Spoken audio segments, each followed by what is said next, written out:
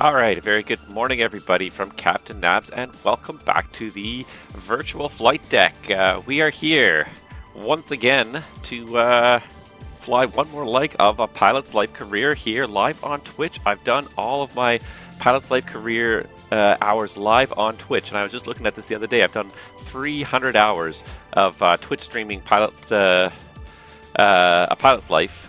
300 hours, I don't know how many flights exactly here. Oh, I found it there. 118 flights, 300 hours. It's been a pretty epic little production I've had going on now, and it's been quite a few years. It's been a good 3 or 4 years I've been doing this. Just a little bit of time, once every week or two, whenever I have the time, and I do like to do it whenever I do have the time, but sometimes it's just hard to find that time.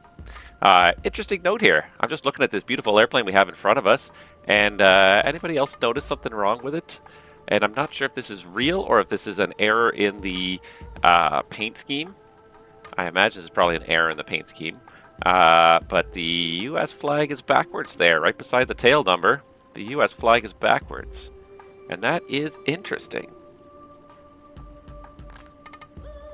I never really noticed that before. I just literally noticed it just now, just sitting here looking at the airplane. So I'm going to just scroll over here and see if it's the same on the other side. And no, on the other side it's correct. So it was probably a case of someone kind of pretty lazily flipping the textures from one side to the other, and then they rejigged all the lettering, the jet blue, the tail number, even the word Airbus and everything there, but they didn't rejig the American flag when they went to the other side. I wonder if I can get close enough here. Cut here in emergency, and there's all sorts of text on the door here for to open. Just curious if all of that is still the right way around. And see, all of that is still the right way around on this side, but for some reason the American flag did not get oriented the correct way here, and isn't that just funny? I mean, it's not a huge deal. Now I'm never going to not see that, though, now that I've seen it. It's one of those things. It's like I didn't see it until I saw it, and then once you see it, you can't unsee it. It's hilarious. Yeah, anywho. This is a freeware livery that I downloaded from flightsim.to. I don't know who the author is offhand. It is overall a very nice model, and I like it a lot. So I'm going to try not to complain too much about it. I noticed that. Other than that, I've never seen any problems with this livery really. But just how funny that, and I never noticed that. Just till we were sitting there, just looking at it that certain way. That American flag is just pretty obviously not quite right there. Anywho. Yeah, welcome back to Season 11. This is the season finale of Season 11, so we are going to be doing our last flight here. And this is one thing I wanted to do, actually, when I sat down in the airplane, and I totally forgot I was going to do it, and I totally forgot. I'm just going to throw external power on, because oftentimes when you come down to the airplane, the external power is already on. So the airplane systems will have already been booted up and all that good stuff. So I'm going to go ahead and let that stuff boot up right there. And I might make one slight small adjustment here to my track IR as well, because I've just been messing with my stuff. Like I said last stream, I've switched stuff around. Let me throw myself up there. Good morning, everybody, and welcome to the stream. Yeah, since the holidays, I've switched my computer setup around because I've got a new Thrustmaster Airbus TCA side stick, and I've got of course my mini FCU panel. So I've slid a little bit over from where I used to be, and I'm a little bit more kind of over to this side here, and I might even try and slide my camera just a little bit more that way, so it's kind of capturing more of me kind of centered at the end of the day. Yeah. But yeah, so what are we doing today? What are we doing today? So it is the season finale. We are starting off, for those of you that didn't catch the last leg, we are starting off in Tampa, KTPA. I'm just going to turn that down just a little bit. And we are going to JFK, New York's John F. Kennedy Airport, right back up the East Coast. Basically the reverse of the flight we did last time. So it's nothing particularly new. We're not visiting any new airports, unfortunately, but that's the case of the airline business. 50% of the time you're going to your hubs. Most airlines, it's an out and back hub and spoke model. It really is. And so you'll go out from your hub, you'll come back. You'll do a different flight out from your hub, you'll come back.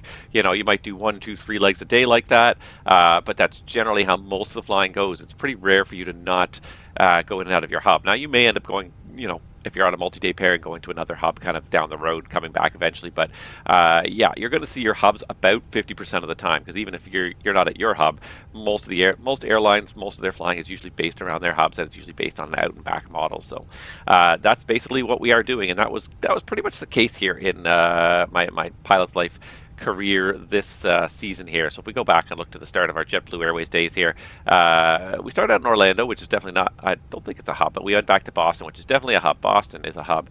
We did this weird little triangle here, which was a little bit unusual, but then we were back and forth to the hubs. New York and Boston are the two hubs for JetBlue, two of the major hubs for JetBlue anyway. So we were in and out of Boston.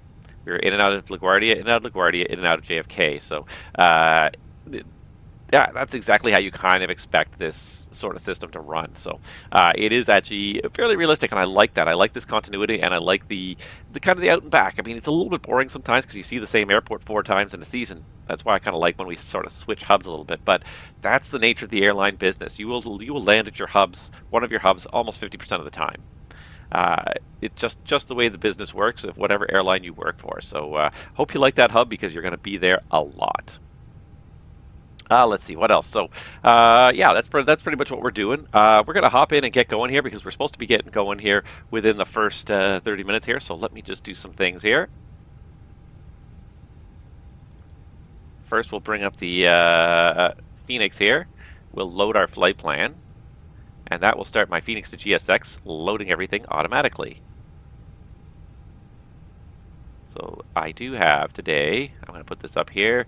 As always, I have Fenix to GSX. I have the latest version of Fenix to GSX running, which is 0.4.4, and it's just a fantastic piece of software. If you run the Fenix and you run GSX, I didn't have this for a long time, and I can't believe I didn't have it. You should absolutely have this. It's a fantastic little piece of software if you run Fenix and the GSX, and if you run the Fenix and you run GSX. Okay. So that should be loading now, and I didn't actually check the log file to see what it says, but it says calling refueling service, calling catering service. So yeah, it's doing its thing. The other thing, of course, I need to get started with here is my FS2 crew, and meet Hannah, who is our FO for the day. Let's start setting up. Let's start setting up. Oh, FS2 crew. I don't know what's going on with FS2. Roger. It used to be so much better. Anywho. Alright, she's going to do a whole bunch of stuff for us. She's going to get batteries on. I should probably get these IRSs aligning, because that's one of the most important things to start when you get in the airplane, is start the IRSs aligning. And from there we can go into the ATSU, and I'm going to just try something here.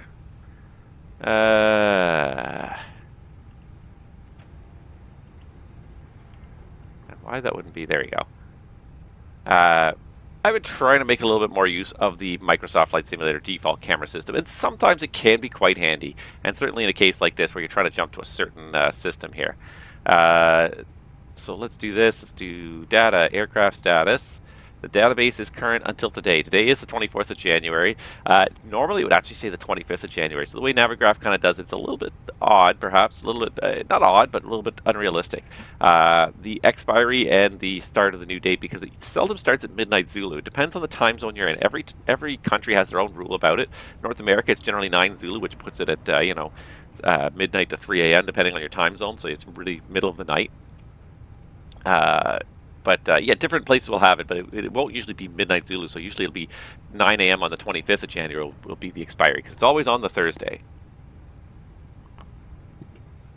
It's always early Thursday morning. So we swap that database, clear out our flight plan, go into the init page, and start putting in some information about our flight here. So first of all, we are today JetBlue 226. Yeah, JetBlue 226, and we are going from KTPA to KJFK. I'm just going to try something here. I have a mouse pad that's just sort of hovering near the end of my desk. Ooh, that is... I can't put a whole lot of weight on it. That's the only trouble. I don't feel like I can put a whole lot of weight on it, but it is a good height. Alright, so we got Tampa JFK, we got JetBlue 226, and we have to initialize the IRSs. Alright, and for this we can grab it from our flight plan. So, I did pull up SimBrief panel here. I did not actually load it, but here it is. So if we go to our raw flight plan and we go to like page 3 where we actually have our nav log, the very first thing you'll have is your departure airport with its latitude and longitude. Tampa, north 2758.5 by west 8232.0. That is correct, so we can align on that airport reference point. And I'll just Shush that up here. I'll probably need that again in a little bit. And that's it. So now it is aligning. And in the meantime, we can just start gathering up a little bit more information. So it's going to take 5 minutes to align. So we can't do a whole lot else for that 5 minutes while it's aligning, but we can do a few things. We can get some information, and we can get some... I'm out for the walk around. Very good, thank you. And we can go do some takeoff data here. So first things first, yeah, something I wanted to show you guys as well. And this, I just found this, and this is absolutely killer. Absolutely killer. I feel like a teenager right now, but absolutely killer. ATIS.REPORT. If you haven't seen this, guys, oh my God, ATIS.REPORT. This is an absolutely fantastic website here. You can pull up a digital ATIS in almost any airport around the world. Look at the number of countries that are supported here. You can either go directly to it, or you can search by city country. So you could type in KTPA, Tampa. And there is the current real-world ATIS. Now, of course, there's a disclaimer here. This is for flight simulation purposes only, but here's the real-world ATIS. The beauty is it's not just limited to America, and this has been the problem in the past, is that usually only the digital ATISs are usually only available through the FAA, so only U.S. airports you can get digital ATIS, but you can get any country now. So my perennial hometown favorite, Toronto. It's an airport that I've almost never been able to get an ATIS for. Here is the current ATIS in Toronto. 2 minutes ago, when it was last updated, this was the ATIS with all the runway conditions, code 555, goose and small bird activity in the Toronto area. I don't know why it's information Charlie 6 Delta, but it's information Charlie anyways. But yeah, like just it's fantastic. So if you haven't used it already, ATIS.REPORT is the website. ATIS.REPORT, that's it. And you get the real world ATIS right here. So let's start thinking about our departure here. This is the arrival ATIS. Can we switch from the arrival to the departure ATIS? Oh, we cannot. Interesting. Tampa International. Oh, interesting. But you can't switch departures and arrivals.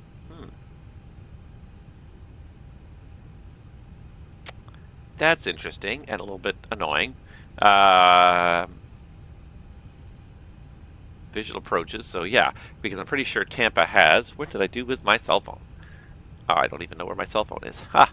I left it lying around somewhere. Ha! Anywho. Yeah, what else can we do here? We could just probably do it this way. I can go straight to the FAA Digital ATIS website, and we should be able to get the departure ATIS here. So this is the only problem, I guess, is the website doesn't support departure versus arrival ATIS. So departure ATIS, there we go, it's information Papa. See, they've only got the arrival ATIS here. Departure information Papa, 1453 Zulu. 120 at 9, gusting 16, variable from 090 around to 160, so it looks like it's going to be a south flow, 10 miles, scattered 14,000, broken 25,000, beautiful day, 23 and 19 degrees, 3026, departing 19 right. Air carrier type departures, expect 19 right for noise abatement.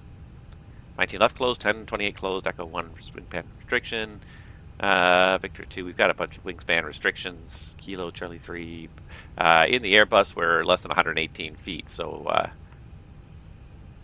most of these restrictions do not apply to us. Alright, so 19 right for departure, 3026 on the meter, so let's go ahead and set that while we're sitting here waiting.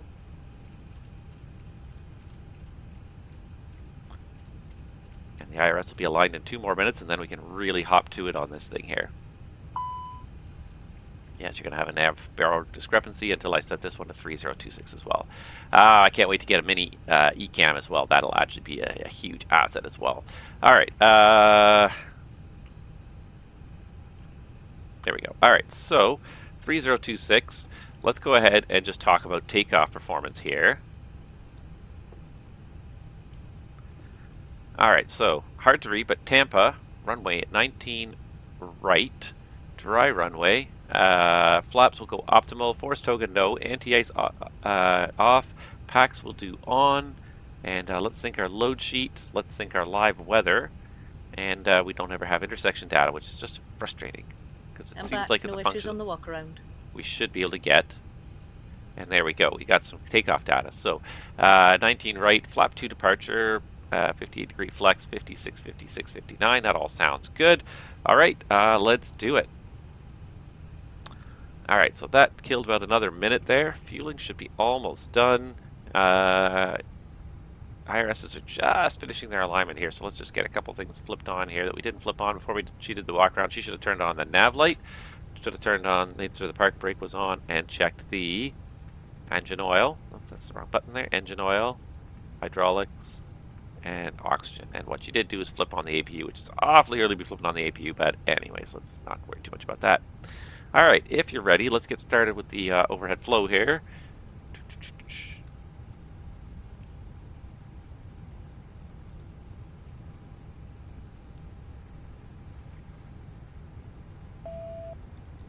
There you go, it's faint, but it's there.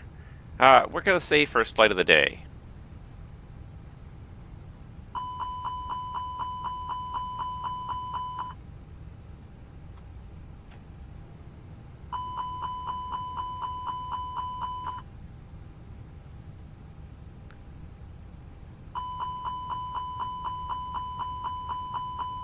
So quick fire test of everything. That's good. Fueling, looks like fueling's done. Is 11.2 what we need? Let's just double check here. Just in case we have to call the fueler back, but 11.2. 11.2 looks good. 11.246. All right, 11.2 is good. So we can go ahead and get the fuel pumps on. Mode select should be in manual unless we're using it. And there's center tank pumps are empty, so we're going to leave center tank pumps and fuel tank pumps off. All right. Batteries. First flight of the day battery test. Electrical page, they should go to off, not 0. And I've snagged that bug, and they said they're working on it. And less than 30 amps going into those batteries. Perfect. All right, back to the overhead. No other lights. Fault light is okay on the generators at this time. We have external power on. APU is running. Might as well just flip it off at this point. Alright, we've got normal pack flow, air conditioning temperatures are normal, AP bleed is already on. We'll turn pack 2 off to save some gas on the ground. Strobes are auto, nav lights are on, the rest of the lights are off.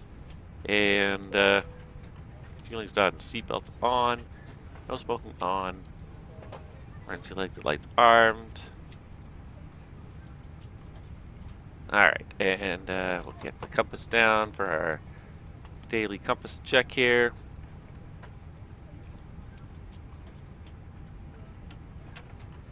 Alright, that's back in hundreds, everything's off.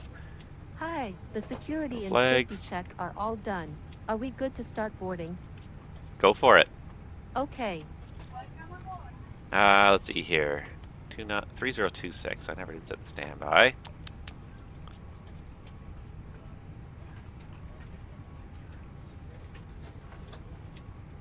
There we go, 3026, seatbelts, no smoking, park brake, TCAS, company message, AP bleed, that's all good. That's on. Check the date, clock is functioning. Accumulator pressure is a little bit low. We'll check that again before we start. Nav accuracy is upgraded and GPS is primary. Alright, right now we are on the VATSIM network with no ATC. We're getting Unicom in there. Hopefully we'll get some ATC at some point here. Cal, weather, tilt to 5 is good. Weather radar is off, wind shear is off. Spoilers are retracted. Let's see here. Field elevation, JFK 0 feet. The automatic seems to be working. Status, Cat 2 in op. That's fine before we start the engines. Thrust levers are idle. Engines are off. Ignition mode is normal. Rudder 0. Park brakes on. Manual gear extension is stowed. Let's see here. We don't really need anything right now on number 2. We normally put the company station up there, but I don't know what the JetBlue frequencies are, so we're just going to let it be. I can probably find out if I try. TARA, we're on TCAS 1. Alright, a quick look here. We got 1 FT2. 1 FT2. Altimeter is 3026 inches, indicating 350 feet, 3026 inches, 350 feet, 3026 inches, 350 feet, and the, let's see here, field should be,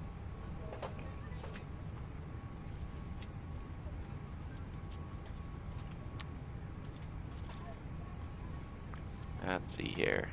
Did I not load this? I thought I loaded this. Import from SimBrief. I thought I loaded this, but I guess I did not. Anywho, there you go. Tampa to JFK. And all we're trying to do is find the field elevation here in Tampa. Should have the charts ready to go. Normally I do, but today I just am not, apparently. Alright. What are we looking for? Airport elevation. 26 feet. So why am I seeing 350 here? And let me just do one quick check here, of course. Make sure the live weather is on, because sometimes it does not. Nope. And that's why. Give it a couple seconds for it to adjust, and it should go to 30 feet, not 300 feet. There we go. I swear I turned that on. 30 feet, and 30 feet. That's much more sensible. And a heading of 288, 288. Yeah, pretty much 288, yep. 288, 288. All right, perfect. One thing I didn't do is I didn't test my oxygen mask, so I'm just going to do a real quick test on that. All right, that appears to work as best as the sim's going to allow, which is not actually totally accurate, but there you go. Let's see, what have we got here? All right, so we've done all the flows. We're ready to hop into the box here and set up the box. So there we go. All right, so I'm going to bring up my SimBrief flight plan here, so I've got it handy, and just do that. There we go, so that you can see that nicely. What a beautiful setup there. Love it. I'm going to start using this a little bit more, I think. All right, so going to aircraft status page. First of all, make sure we got the right airplane. A320-200. I hope we come up with a 321 soon. CFM 56.5 Bravo engines. The database is current. Performance factor on this. It looks like we got a fuel bias of +6. So we've got to type in ARM. That changes these values to blue, which means we can edit them. +6 for the performance factor, and then we can clear that out. It goes back to hard-coded green. Data. Any navaids deselect. I didn't really have a good look at the NOTAMs yet, so let's just have a quick look at the NOTAMs, see if there's any VORs, especially near our origin or destination, that are offline that we need to worry about. Jacksonville FIR. Just scanning through it really quickly.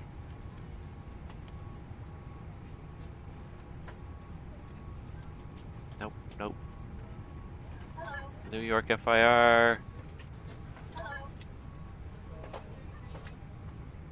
Some routings and things like that, but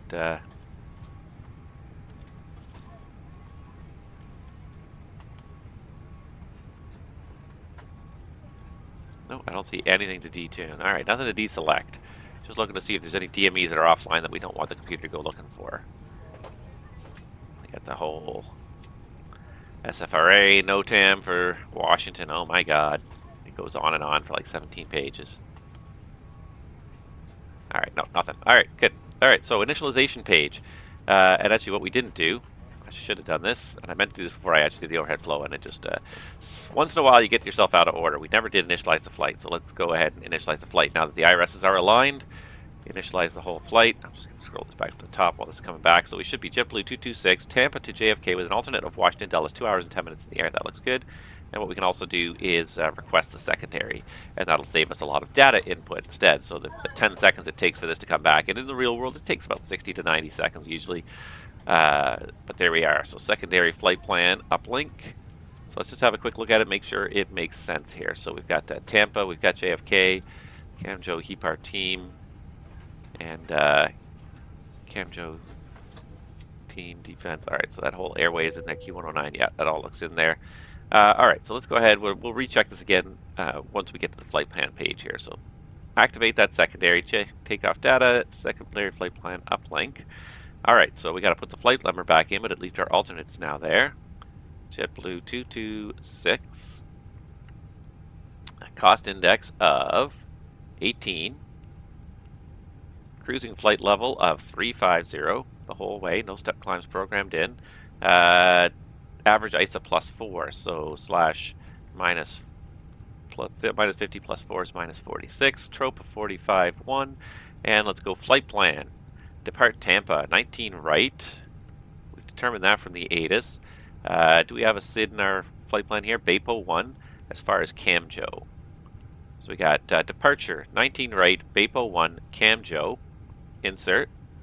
And arrival in New York's JFK, 13 right, Cameron 4, SIE transition. I think that's Sea Isle. All right, so 13 right. Yeah, that could happen. I'll do RNAV 13 right. We'll do Cameron 4. We're going to look at this once we get going as well here. There's no transition, so it probably does start at CIL. RNAV 13. I'm not sure if the VIA is useful or not, to be honest. So I'll leave it in there for now. We're going to have another look at this as we get going. Cameron 4, no transition, insert.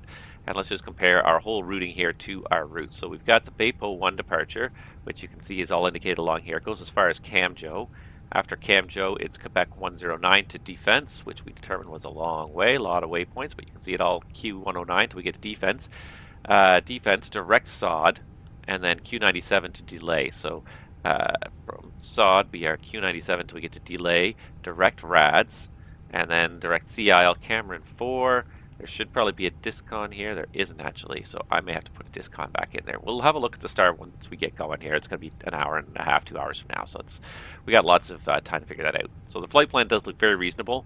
RadNav, auto tune is good. That should be the localizer for runway 19 right for the tracking on the departure. Secondary, we're going to recopy the active flight plan, and then we're going to put a manual return in here. So just in case something happens, something super serious emergency happens on departure, we've got an ILS already programmed in. We know it's going to be 19 right because we don't land on the left side with an air carrier. No star, so just all we need is 19 right. We don't even need the VIA.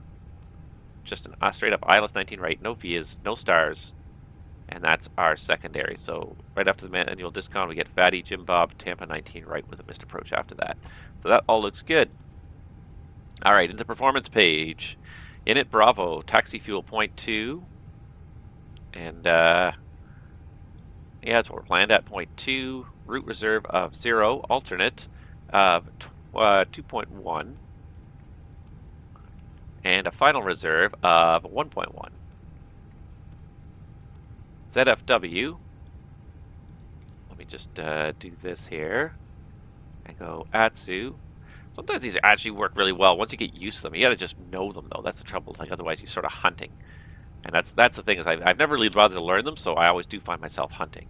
All right, so compliance with edition number 1. All right, so ZFW 58.7 by 30.7. 58.7 by 30.7. And then, is there an ECAM page here? There we go, 11-20.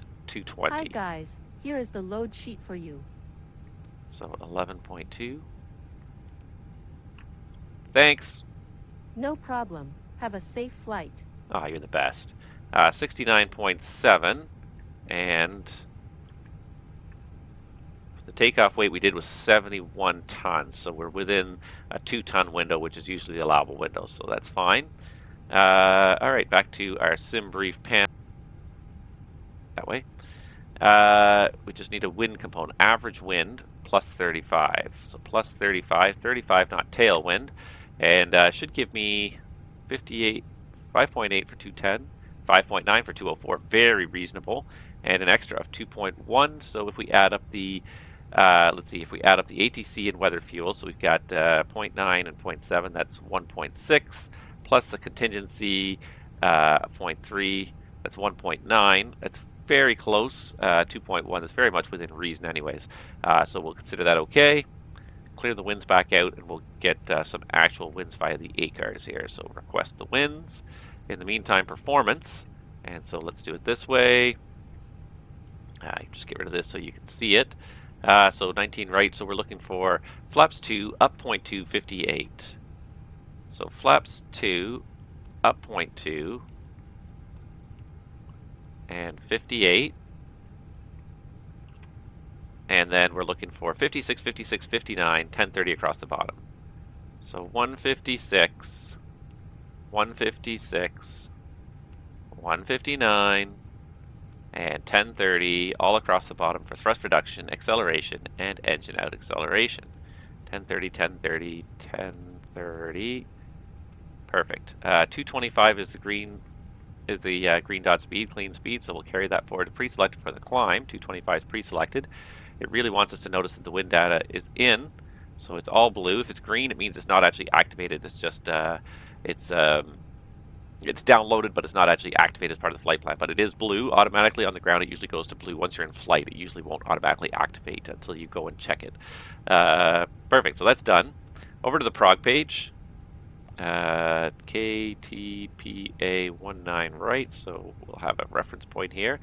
So our cruise altitude is set for 35. Our optimal will be at 34. So that's pretty close. Our max right now 36.7. That's fine. We got some margin between our actual and our max. GPS primary, nav accuracy high, and data position monitor. All the IRSs are in nav with a drift of 0.1.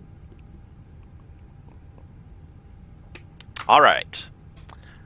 So the box is all set up, and I don't think we have any ATC online that I'm aware of here.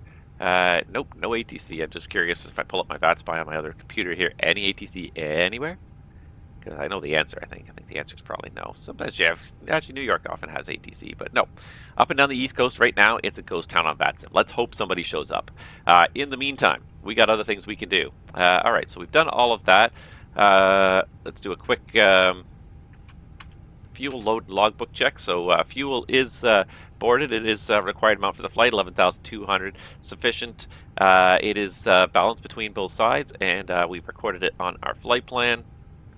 Load is already done. We've already got the load final numbers here. We've got max takeoff weight of 28, and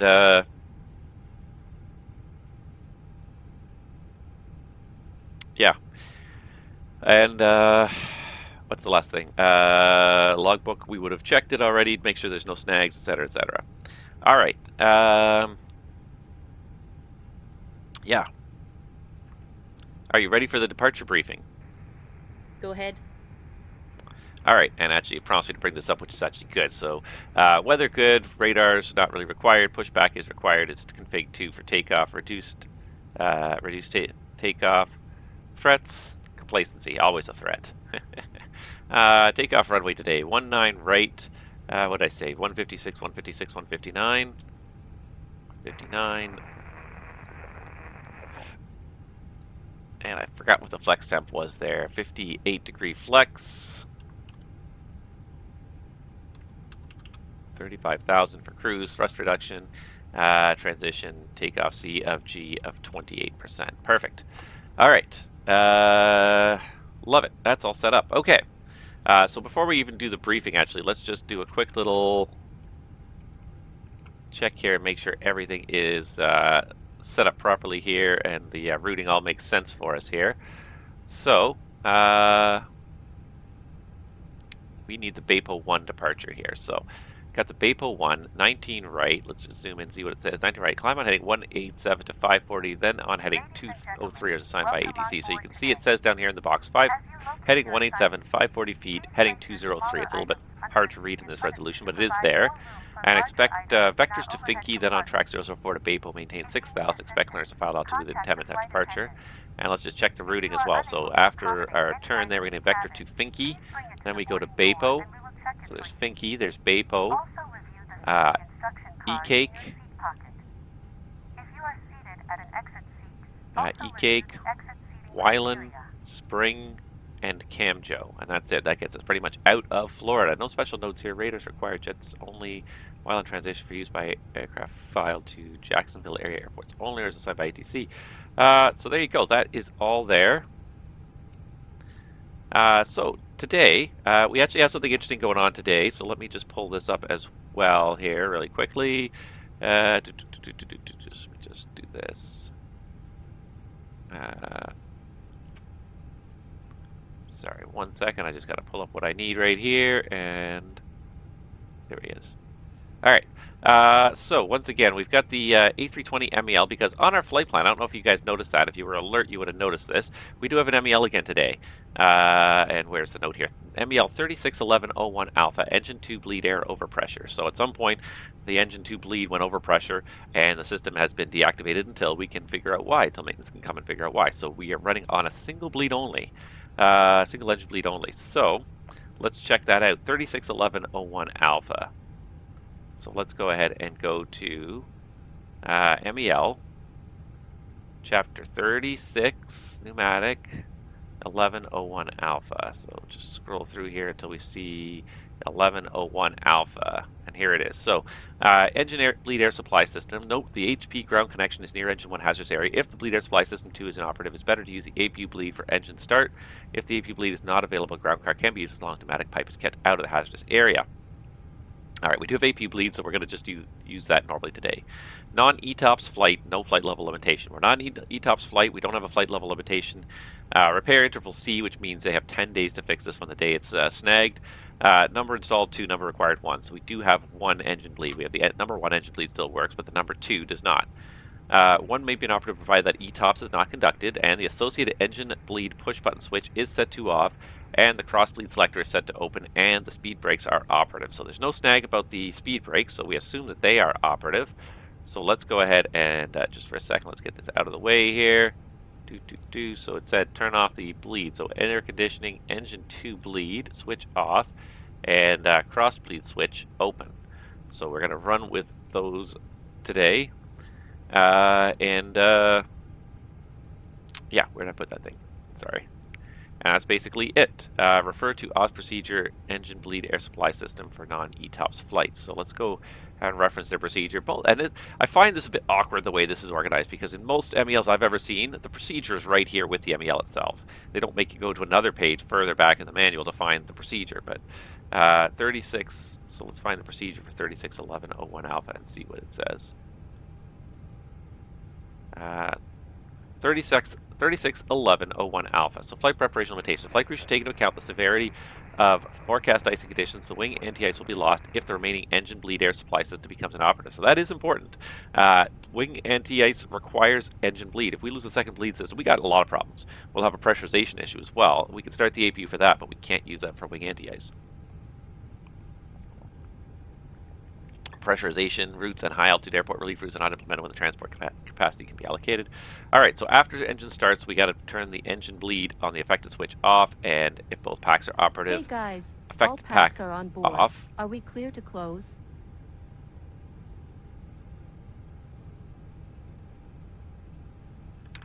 Go for it. Yes. Cleared to close. Cleared to close. Yes. Yes. Cleared to close. Wow, you suck. Okay. I'm just going to ignore her for now because she's not answering me. All right.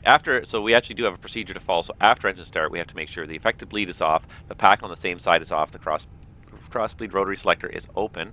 After takeoff, if the APU has been used, we can turn the APU off in flight in case of the remaining air bleed supply system, or in case of failure of the associated engine, apply the air engine 1 and 2 bleed fault ECAM procedure.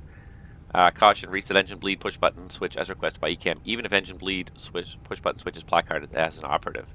So because it was probably a transient condition that caused us to MEL in the first place, if we lose the other bleed, we are allowed to try a reset on the bleed that is supposedly failed and try to get it back rather than fly with no bleeds when it was potentially just a temporary situation. In the case of the failure of the opposite pack affected push button switch on. All right. So we're actually not supposed to do this stuff until after start, so let's do that. So let's go ahead and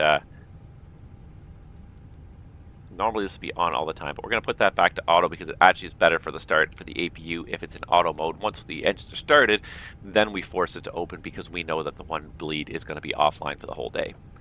All right, so that's the MEL procedure. NOTAMs, anything affecting the departure on the NOTAM list. My God, and you see why this takes a long time sometimes to get these things going, especially when you start to throw some malfunctions in the airplane your way.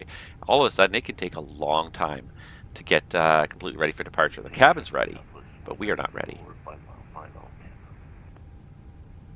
All right, so we got an airport, we got a Coyote on the airport, got a few taxiway closures, nothing about 19 right, SID, Tampa obstacle, no. Okay, no NOTAMs affecting the departure. So today's departure is the BAPO 1 departure.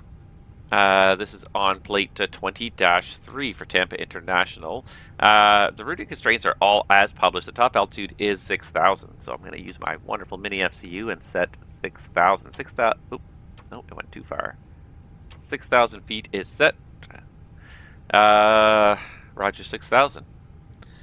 The yeah, noise abatement doesn't exist, and it's not a mountainous airport. Our level of service is not an issue in the U.S. The let's see here. The performance in the box this morning. So we've got runway 19 right for departure. It's a dry runway, no takeoff shift, the full length, flaps 2, flex of 58, V1 156, VR 156, V2 159. Standard transition 18,000, 1030 across the bottom for a noise 2 departure, 225 knots of green dot speed pre-selected for the climb. It's going to be a managed departure. We've got climb blue, nav blue, 1 FT2. We'll get the autopilot on probably, we might get it on after a couple thousand feet because I got this nice yoke. I might try to hand fly for a little bit, but if it gets, not yoke, side stick. But if it gets overwhelming at any point in time, we'll just put the autopilot on and defer to letting the aircraft do the flying so we can manage the whole operation. Immediate return, I think we are going to be overweight. Yeah, we're almost 70 tons, so we are about 5 tons overweight for landing. So if it's not an emergency, we will do the overweight landing checklist if we have to do an immediate return. And that's it. Threats. The MEL is a big threat. We'll just make sure we go through the procedure after start, make sure it's all done. We can take off with 1 pack on, 1 pack off, and we do have packs on performance. So it'll be a little bit, it'll basically be the same. Even if the pack is off, it's not running on the second engine, it runs both engines at basically the same power level. If 1 pack is on, 1 pack is off. So I think that's it. Any questions? No questions. Cleared to close. Cleared to close. Yes.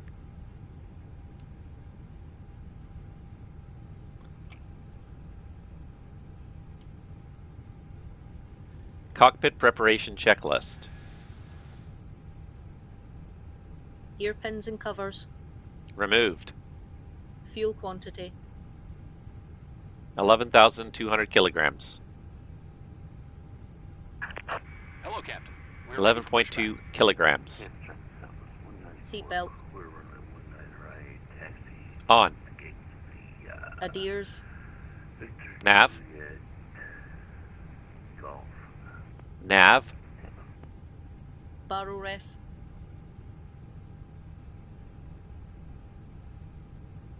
.3026 inches set. 3026 set. Cockpit preparation checklist completed. Before start checklist.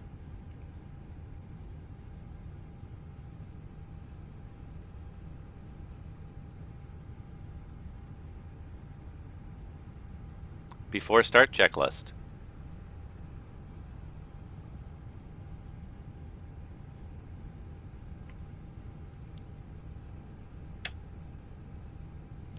Before start checklist.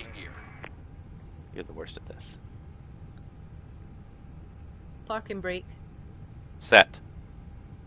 Takeoff speeds and thrust.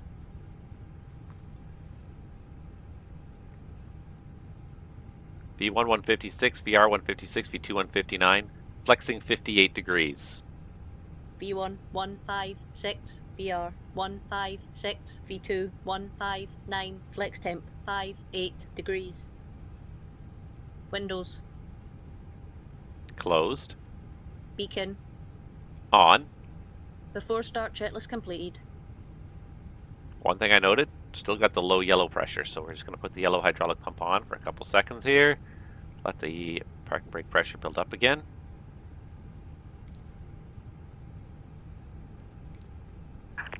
Release parking brakes. Alright, the pressure's there. That's good. We can take that off. Alright, I think we're ready to go. Let me just check my APL here. Is service okay? Flight sims connected. Pre-flight. Alright, I think we're all good to go. Commencing push. Brakes are off. Ready to push back into lane and start to advised. Let's get out of here.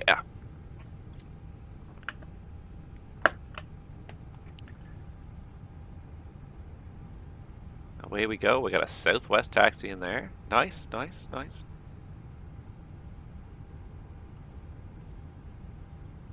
Starting engine 2. Okay.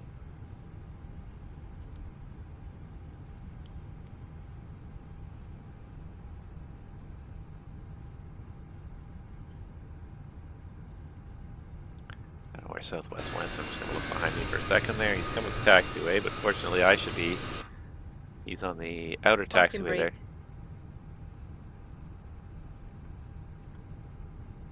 Cancel checklist. Cancel checklist. Roger. I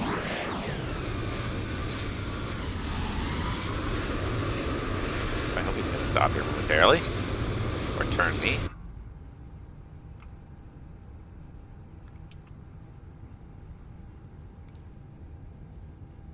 Didn't seem to want to do the turn. I was getting a little nervous, especially with an aircraft taxiing behind me, so I'm not going to worry about it. So, alright. Set parking brakes. We did get a good start on number Radar 2. predictive wind shear system. Cancel checklist. Roger. Keep forgetting to mute this stupid thing. Alright. We do have a good start on number 2. Starting engine 1. Starting engine 1. Okay. Air bleed 2 off. That's expected because that's the MEL. Alright, so pushback is complete. Brakes are set. Confirm the pins are moved. Alright, walking over there to remove the pins. Good. Alright, just watching the start. We do have fuel flow. We do have the oil. I'm going to clear bleed. Or sorry, clear air. And status. Nothing on there unexpected. Remove status. Status. And I'm just kind of in a hurry to do that because I just want to see if anything else pops up. I want to be ready, you know, be primed in case anything else pops up. So you want to get the engine instruments back up there, but you also want to have the system primed up, ready to, if there's another failure, you're ready for it. Where did Southwest go? He's all the way down there already. All right, beautiful. Okay, so I think we got. Disconnected. Bypass pin removed. He's good. Engines 2 and 1 are Left is normal. clear. Right is clear.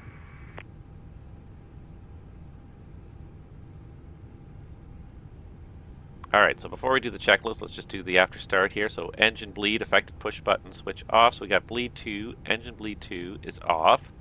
And the cross bleed rotary selector open. So now the cross bleed rotary selector is going to open. And last but not least, sorry, I'm not reading this very carefully here. Engine bleed, affected push button switch off. If both packs are operative, pack affected push button switch off. So we've got pack 2 off as well. And then the cross-bleed rotary selectors open. We're not going to use the APU for the takeoff and in flight. In case of failure, we could do the reset.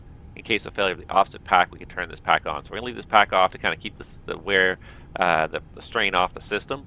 But if we need to, if the other pack fails, we can turn on pack 2. All right, they are gone. I see he's got the pin in his hand and they're long gone. So let's go ahead and do after start checklist. Anti-ice. Off. ECAM status.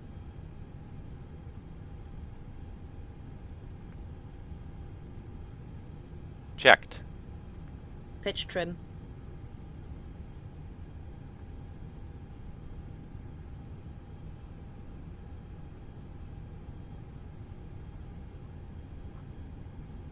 Up 0.2.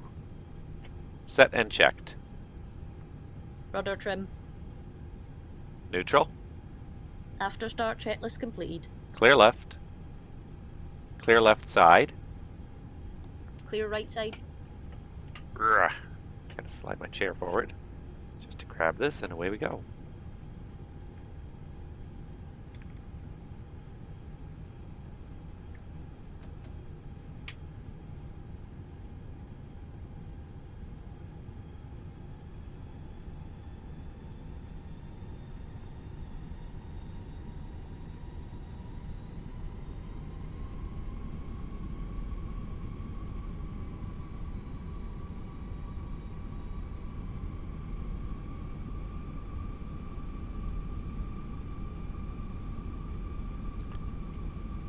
Brake check. Pressure 0.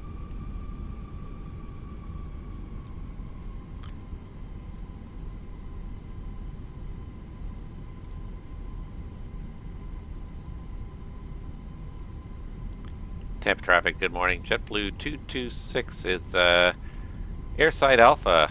We'll be taxiing Golf Bravo 1 Alpha Victor for departure, runway 19er right.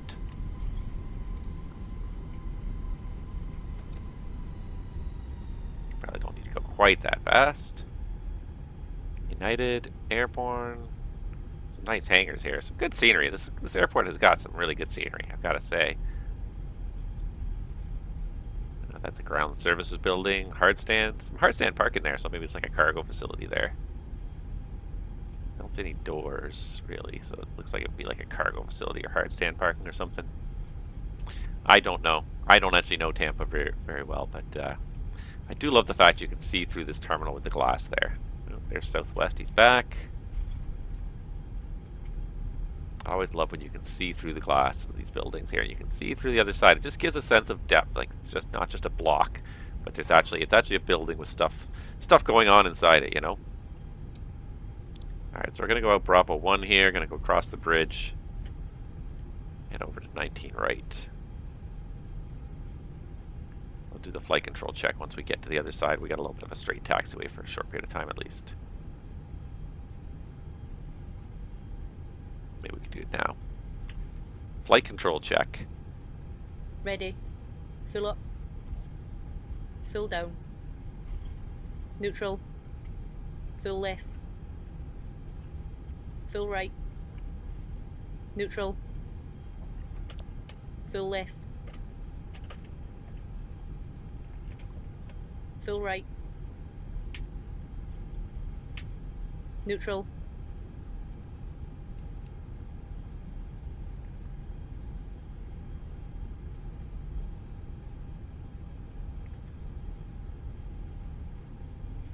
It actually worked pretty well. It almost worked better to do it while you were turning, just because the fact you had to have the tiller input meant that the rudder was neutralized. So there's no way that there's a steering disconnect right there in the middle of the tiller there.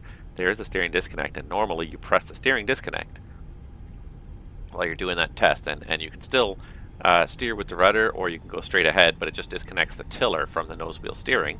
And that button is not actually modeled in the sim. So the only way, if you do a tiller input and a rudder input at the same time, the tiller takes precedence and the rudder is ignored. So as long as you're making a tiller input, then it works. Up the hill. Oh, there's another Southwest. That was probably the original Southwest. He probably disconnected, rebooted with a new flight plan, with a new flight number. So there is a New York Center online. I can see it in the distance. Let's keep our fingers crossed that he stays online long enough for us to get to New York. I'm hopeful. I'm reasonably optimistic here. So once we get to the other side here, we're really going to have to put it to idle. So it is requiring quite a bit of power to get this hill. It's not totally unrealistic. I wish they would do this in Dallas, because Dallas has the same kind of thing. They've got the two bridges over the roadway at the north and the south end of the airport, and they are like this. They're quite a big hill up, and I've never seen a scenery that models it. But look at how much speed we're going to gain now on this downhill. Even at idle thrust, we're going to gain a good 5 knots on this downhill, because there's a lot of weight of this airplane going down this hill now. Yeah, we gained almost 10 knots coming down that hill, and that's reasonably realistic. Like it, and airports are not nearly as flat as sims tend to model them, and there tend to be hills quite a bit, and then some places have like very large hills. One that also comes to mind is Atlanta, which is another place where you don't think of Atlanta as being hilly country, but Atlanta has some really big hills on some of their taxiways. The biggest one being Delta, going up underneath the tower from, what is it, 8 left all the way up to the tower, and then the south ramp there. It's a huge uphill. I once made the mistake of trying to do it single engine. It was not a good thing. Taxi checklist. Flight controls. Checked. Checked. Flap setting. Config 1+.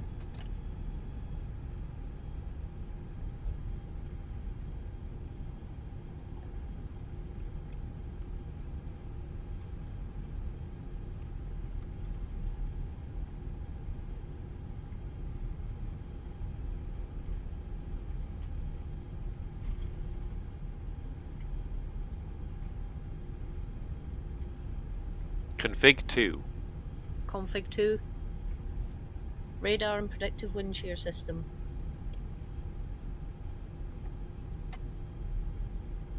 On and auto. Engine mode selector. Normal. ECAM memo. Takeoff, no blue. Taxi checklist Once completed. again, ladies and gentlemen, welcome All right, on everybody, board we our ready? flight today. This is the lead flight attendant speaking. Please direct your attention to the cabin crew for important safety information. There is an instruction card in your What's it say on there? pocket Call the that tower. demonstrates the safety equipment on this aircraft. Thank you for following noise abatement procedures. Regulations Haha. require compliance with this information as well as all crew Cute. instructions, lighted information signs, and posted. Placards fasten It's your a little bit seatbelt small by text to be trying inserting to the read from metal here. clip into the buckle. Tighten by pulling on the belt to release your seatbelt. Lift a metal flap Alright. on the buckle. You guys tell me what you think, but it sounds to me like the background volume is very quiet, but it's probably just me. I think it actually is probably pretty good. Doors are clearly marked with exit signs and Please let me know if you think instructions if for I'm door being operation. drowned out by the sound of the engines or anything. Door is I can equipped hear it, with it's a quiet, speed but it's flag. there. Locate the exit nearest you. The nearest Temp exit traffic, is JetBlue behind you. 226 is taking position runway 19 right, Lights will illuminate the right aisle. turnout on the Bapo 1 The cabin departure. is pressurized. If there is a loss of cabin pressure, a panel will open and oxygen masks will appear. Remain seated with your seatbelt fastened and pull a mask towards you to start the flow of oxygen. Cleared for departure. Oxygen will be flowing to the mask. Takeoff even though runway the bag confirmed. may not Approach inflate. path clear of traffic. Cover your Cabin nose crew be and seated mouth for with the takeoff. mask. Place the elastic Lineup band around checklist. your head and tighten by pulling on the ends. Secure Takeoff your own runway. mask before assisting others. Confirmed. Your seat bottom cushion Runway may be 19 used as a right, flotation confirmed. device. TCAS. Pull up and remove the cushion. TARA. Upon exiting the aircraft, Packs 1 and 2. place your arms around the cushion and hold on to the straps located on the back. This is a non-smoking Set and flight. checked. Smoking is Lineup not checklist permitted in the completed. cabin or laboratories. Takeoff. Cabin lights will now be turned on. Check. Reading light buttons are located above your seat. Thank you for your attention.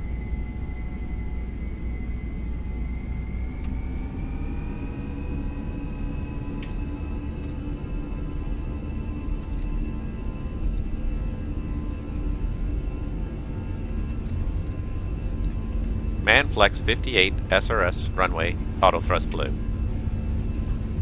Checked. Thrust set 100 knots. Roger.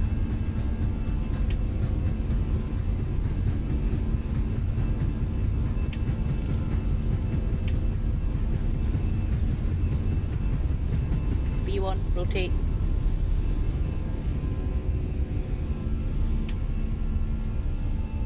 Positive climb.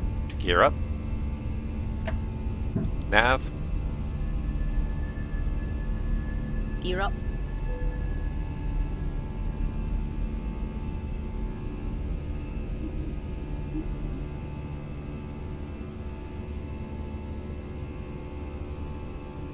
Climb. Alt blue.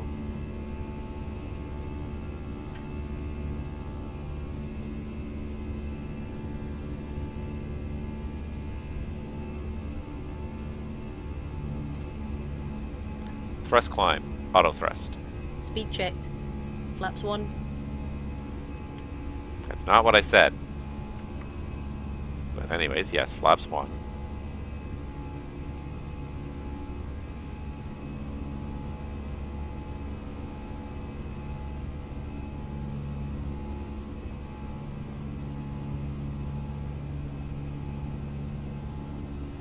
Did we never shut off the APU? Forgot that. APU off. Flap 0. Speed checked. Flap 0.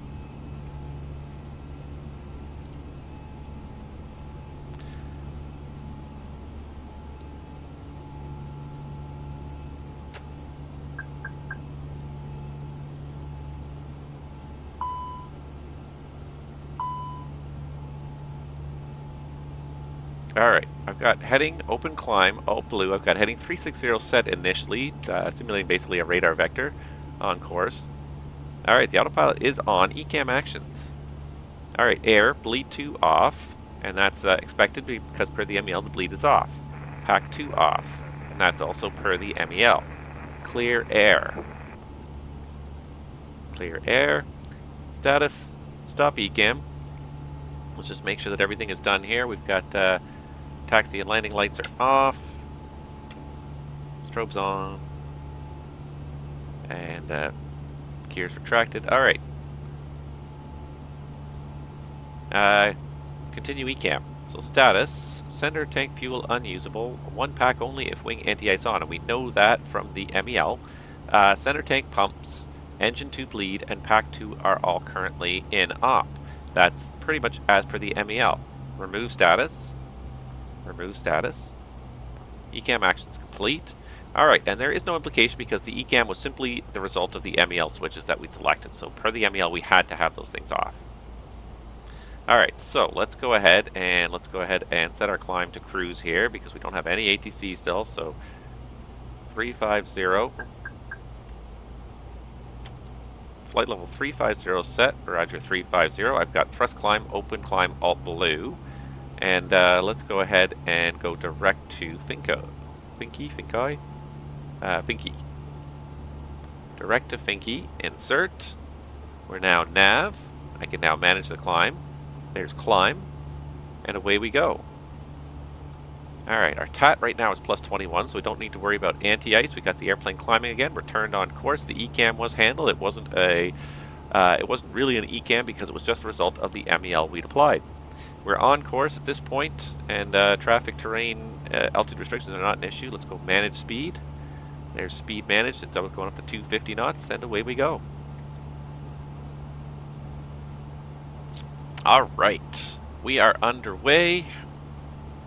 Trying to keep the sterile flight deck for 2 more minutes here till we get to 10,000 feet. And farewell, Florida, and hello, last leg of season 11 of A Pilot's Life. Like, the numbers just blow me away when I think about how much time I've spent. Like, I've probably streamed for about 400 hours to do my Pilot's Life career to this point.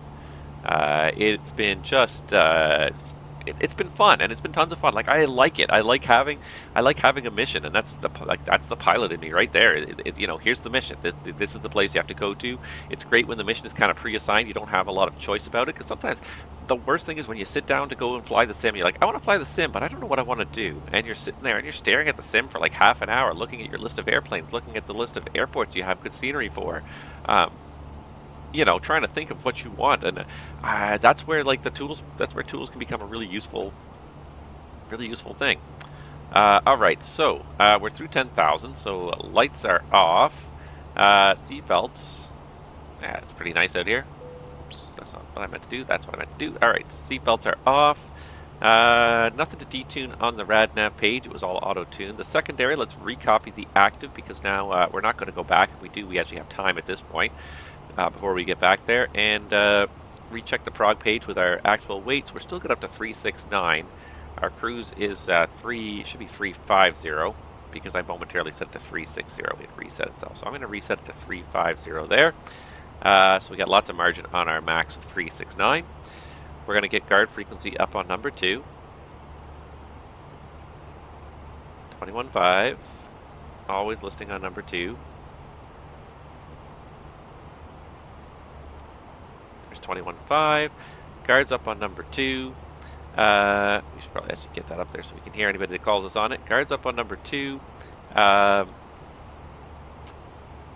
pressurization is looking just fine. We're climbing at 500 feet per minute, which is a very normal rate. We do have a differential forming of 3.7 psi. Cabin altitude's at about 3,000 feet. And last but not least, fuel check here. So we've used up 479.50. In each tank, we've got about 5,000, so we got 10,200. Yeah, that math kind of adds up, and that gives us to 11.1, which is pretty close to the 11.2 we started with, very much within reason. The usual Airbus tolerance in the 320 family is 300 kilograms. If you have 300 kilograms difference fuel from what you started with, if you add up what you've burned, what you have in the tank still left, and you're different from what you started with by more than 300 kilograms, that's where you start to suspect a fuel leak potentially. And it has happened in the past. It is possible. The airline I worked for, there was last year, at least once last year, if not twice, there was the only reason anybody even knows it happened last year is because it's an amusing story.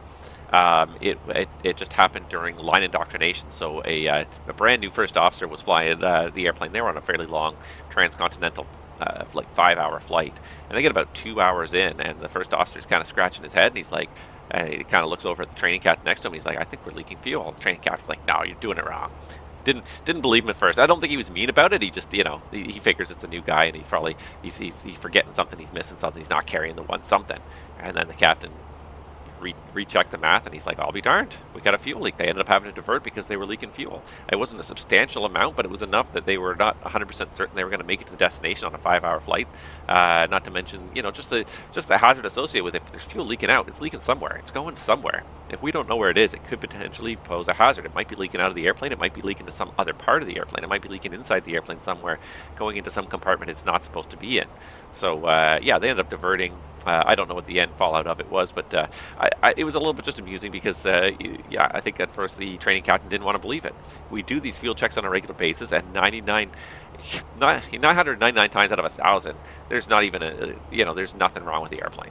If even that, like, you know, 99.999% of the time, there's nothing wrong with the airplane. Every once in a while, you might actually have an actual legitimate fuel leak, but we do have to check just in case. We want to catch that. We don't want to sail along for 3 hours, run out of gas on one engine, and then suddenly realize, oh, now we have a fuel leak. So we check periodically to make sure it's correct.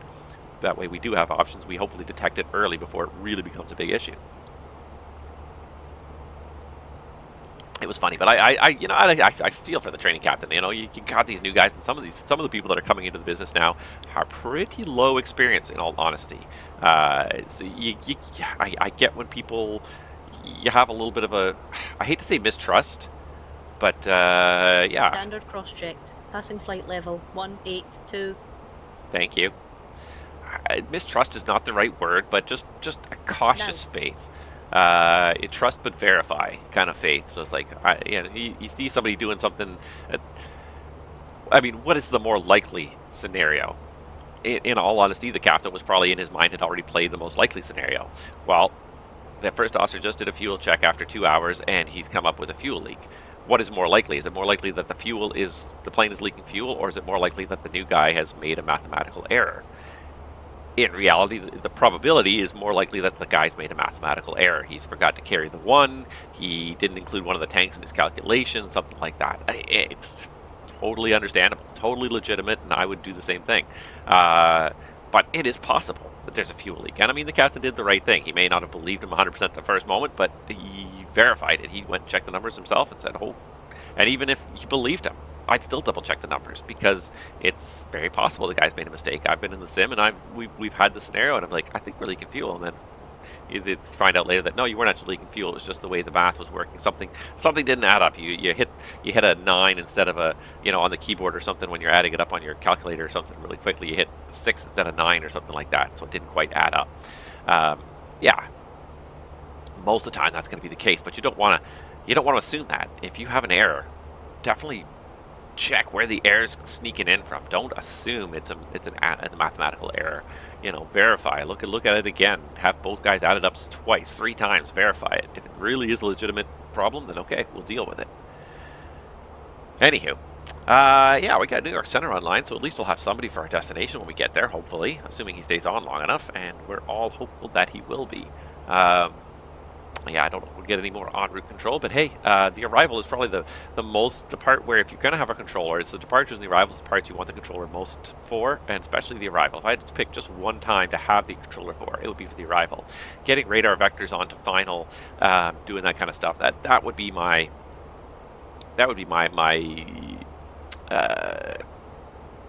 my preference anyways. If I had to pick,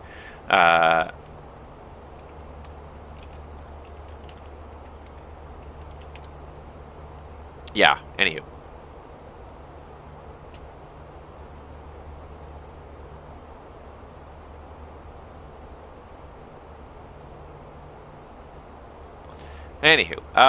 What was I going to talk about? So,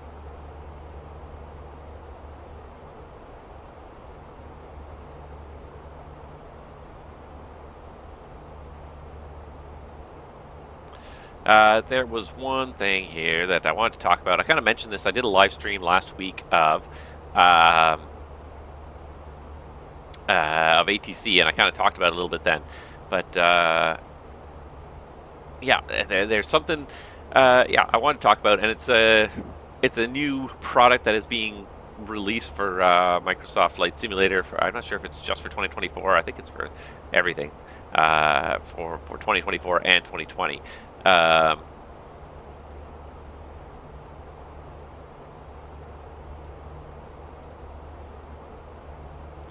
But the one thing that, yeah, it's a neat idea, but the price, again, the price point,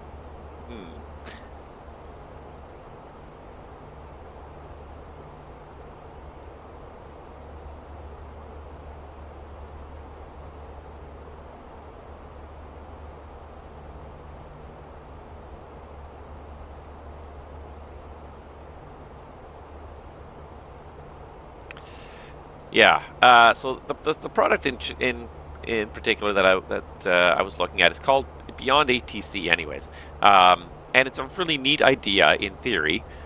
Basically, it's AI-powered air traffic control. You know, and of course, everybody's got to get on the AI bandwagon. AI is going to solve all of the world's problems in the next 5 minutes. If you were to talk to some of the people in the AI business at this point, you know, the world will be a better place because of it. Yeah, I've heard tech companies make those promises before, so you'll pardon my skepticism if I don't 100% trust a tech company. But anyways, Beyond AI is a different use for AI. It's just using it to generate some fairly realistic voice interactions. So it would be an online service where you would be able to connect, and it would provide you with realistic ATC instructions and ATC service using artificially generated voices. It's a neat idea for sure, and the level of complexity in the air traffic control system, you almost need an AI. Just you know, the AI traffic that we've had to date and the AI ATC systems we've had to date built into our simulators, they're just scripts. They're really just scripts, and it works to a degree, but it doesn't allow a lot for variability and you know, smarter utilization of airspace and planning. You know, when you're dealing with controllers, certainly from the communication aspect alone, where you're just simply talking to them and they're giving you instructions and clearances, it seems like a very well scripted, because the phraseology is extremely tightly scripted. It's very specific phrases you use to make sure that there's no ambiguity in the communication of the instructions. But what's happening in the background, a little turbulence there, what's happening in the background in the controller's head is a completely different story. What you get from it, the output you get from it, is very, very scripted, very set of commands, pretty much. Although not always. But in the back of the mind, in the back of the controller's mind, there's hundreds of variables going around, trying to figure out the most optimal way to get airplanes to the runway, when to turn them exactly to get the reasonably safe spacing, the minimum spacing that is safe. To maximize usage, but you know, not violate safety protocols. There's all sorts of stuff, and then there's different things, like there may be, like, I know there's a traffic load coming, there's an emergency, whatever. There's all sorts of things that could be going on that could be changing it. It's much like flying. Like, the output is sort of the same. We get from point A to point B, but the variables and the thinking that go into how do we get to that point, that's where the complexity comes in. So you can write a script that will kind of do some things, but to try and take into account the variability. And the other thing, of course, is that, like, when you're trying to write it within a simulator, the amount of different airports, trying to create a script that is valid for multiple different airports, also could be very, very challenging, because every airport has its own set of constraints. We're going to New York City. There's 3 major airports within like a 15-mile distance of each other. So the overlapping approaches lead to a lot of very important altitude constraints that people have to adhere to make sure you're not causing conflicts with the other traffic. So, yeah, like I get the idea behind Beyond ATC and having AI traffic. The only thing was, like, some of the stuff that they were talking about initially. Initially, they were talking about it as a subscription service, but the subscription service, the price originally was quite high. Anyways, I'm trying to find it, and I can't find where I originally read it, but it was. I think the target price was like something like $40 a month, which on one hand doesn't sound like that much, but like that's just for one thing. Like that's just for the ATC. Like $40 a month, that actually is that's not an inconsequential amount of money on a monthly basis. Depending on how much you fly, you may very well not find that worthwhile. So what I was actually reading here, and I think this is kind of a little bit of a change, is they're talking about potentially selling it on almost a per instruction basis. So basically, you buy the add-on initially, for a set sum of $50 to $70, which is not unreasonable for an add-on, especially one that adds a lot of complexity. And then basically you get like a set amount of time or transmission time that is covered. And then if you go through all that time, then you have to pay a small fee, and they're talking like $2 to like top it up with like another 100 or 200 or 500 minutes of ATC time. And that model makes sense. The original kind of like monthly subscription where it was like $30, $40 a month, that's getting pricey. And especially if you're someone who's not using it, or maybe you go on vacation, you don't use your sim, only a handful of times that month, but you paid $30, $40 for that. Like, yeah, I felt like originally it was not, the original price is not very worthwhile. I totally get the attraction of it, and I might be certainly willing to try it. Like, I 100% believe in the human element. That's why, that's why we're flying this flight live on VATSIM. You guys know that I'm a big VATSIM supporter because I think it's a fantastic community service, but also a community. So, like, you get to know the other pilots out there on the network. You get to know, other people that share this hobby with you. So you're not just the only trouble with Beyond ATC is you're still simming alone. Which I kind of am right now. At least I'm talking to you guys, but I am kind of simming alone. But I'm not simming alone because I am on the network. I am hearing other people talking. And when we get to New York, hopefully there's a controller there. We'll be able to interact with them a little bit. And certainly as a controller too, it's a fantastic community. There are sometimes people in it who do not play nicely and don't want to be good members of a community. But most people in VATSIM are just there to have some fun, share what they love with other people too. That's not necessarily the goal, but that's definitely the end result, is that they get to share what they really enjoy with a whole bunch of friends. So it's a great community. So I don't think like this is going to replace VATSIM. I think this will be more targeted at the lone simmers, the people who do not want to go on the virtual networks anyways, where they can be free to make their own mistakes on their own computer, which is fine, if that's what you want. And it's funny because, like, most of the time I am that gamer. In almost every other game, I very, very rarely play the online multiplayer games, mostly because I don't have a whole lot of people that I like to play online multiplayer stuff with. I tend to be more of the slower paced simulation type game, strategy management games. But even then, I don't usually play online very much. But VATSIM is one of those cases where I take very much the opposite approach, and I really like being online and being part of the community here. I'm not the lone wolf when it comes to flight simulation that I am with most other games, but I find that the community in flight simulation generally is pretty, is for the most part pretty upbeat, friendly, I guess, for lack of a better description. Like, you get into some of these games where people are so hyper competitive, and the language that comes out of people and the competitiveness, it's a bit of a sad statement on sometimes how we treat other people, and it's easy to forget that when you're online and you're dealing with other people through these digital mediums, it's easy to forget that they are actually people, that they have their own needs, their own concerns, their own just their own sense of pride, and sometimes just the way people just tear through these games and like I said, the language they use to talk to other gamers who are maybe not winning the game, that they're that are losing the game. It makes it unpleasant for people to play sometimes. It really is not a particularly pleasant experience sometimes. So unless you're playing with a group of people that you know from outside the game, and thus you associate them as being human beings instead of just digital avatars. So anyways, I don't usually like playing a lot of online games, but I like being online in flight simulation because it's generally a respectable community, and there are exceptions to that. There absolutely are. There's plenty of people in this community that sort of we see it time and time again with developers that have that entitlement, that they're like, I deserve this airplane now. Why aren't you making this airplane for me? And I've seen that attitude sometimes. It's like, you can ask nicely, hey, have you guys thought about making XX airplane for me? Or have you thought about making, ABC airport from, before? There's nice ways to ask, and but then you see people who are like, oh, you shouldn't spend your time on that. You should definitely make this airplane because I want this airplane. And that's not an exaggeration. Like, that is what it really sometimes is like.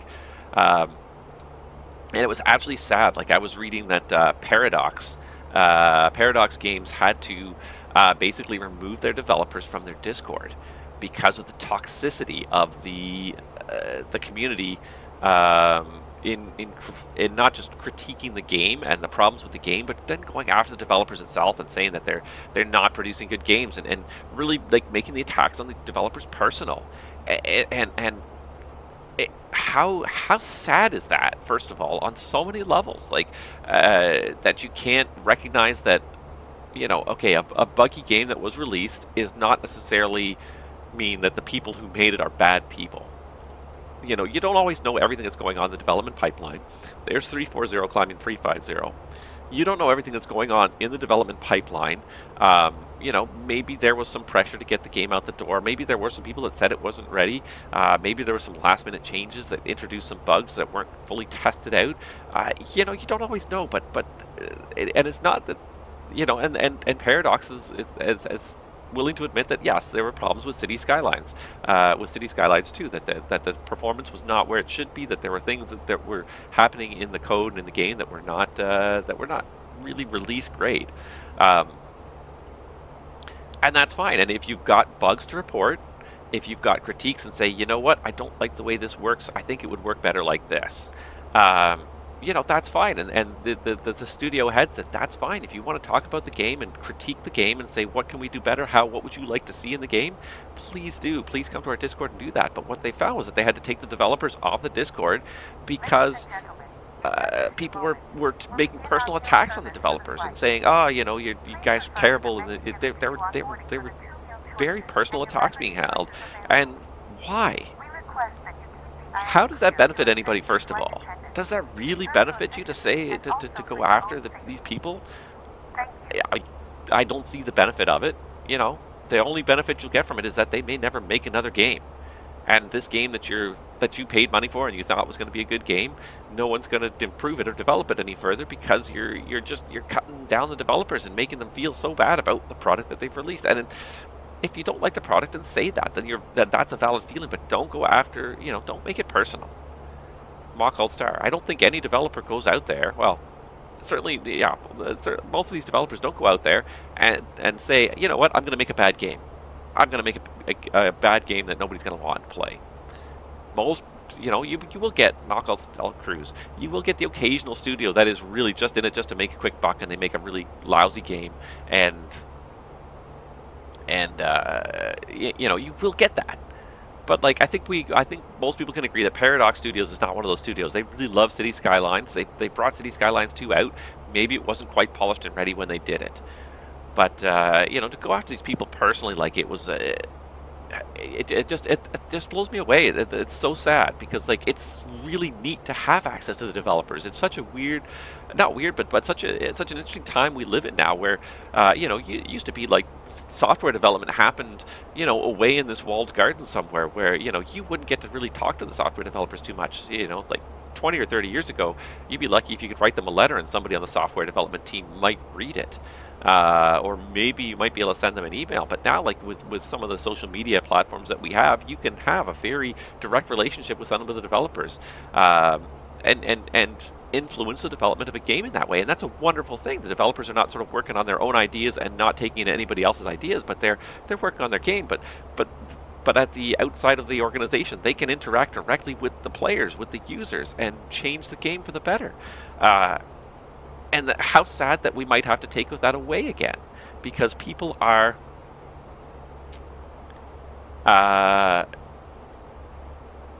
because people are just they can't respect the, you know, people's hard work and treat them like human beings. It's easy on the internet where people are not human beings anymore. Good morning, Timber. Sorry, I didn't see your note there. You didn't see your chat there, but good morning. Everything's good with me. I hope everything's good with you. Should the no smoking light be on? Yes, it should. And we always leave in the auto position, so I'm 100%, not even 100% sure really why we do it that way, but that's just simply the way we do it. It's just always in auto, which basically means it's always going to be on. That's the way it's set up in our airplane. That's just the way I run it. It should be on now. It should be on all the time. I should actually step back in the cabin. I think I can step back in the cabin on this. Hold on. Can I? I can. And the no smoking light is still on. Haha.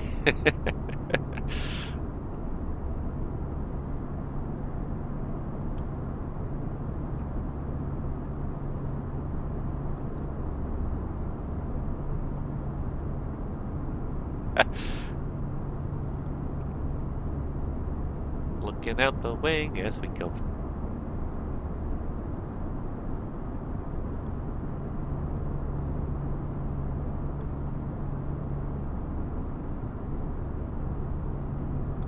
Even the interior is quite well detailed. The only thing that's really, really missing at the end of the day is, of course, people. It's weird to fly an empty airplane, but the whole interior is done well. It's just there's no people in it. Anyways, back to the front. Uh-oh. Side stick fault. I keep getting this. Try turning it a little bit here. That's going to kick off the autopilot for a second. I've gotten this message, like, I don't know if it's...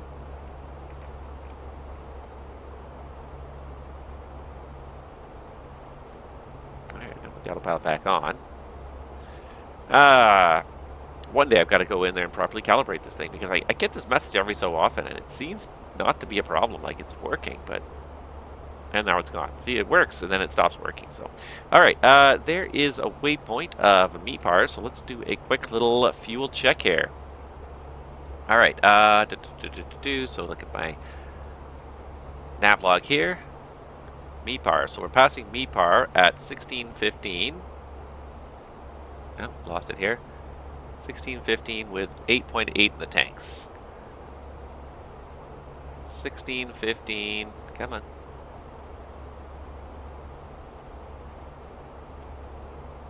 MPR. 1615 with 8.8 in the tank. So the fuel is exactly where it should be. I really honestly don't know. 29 minutes total time. MPR 28 minutes, so actually we're very reasonable, because this was the chronometer that got started at takeoff, so that's actually very reasonable. So let's go ahead and set an ETA for the rest of these waypoints here.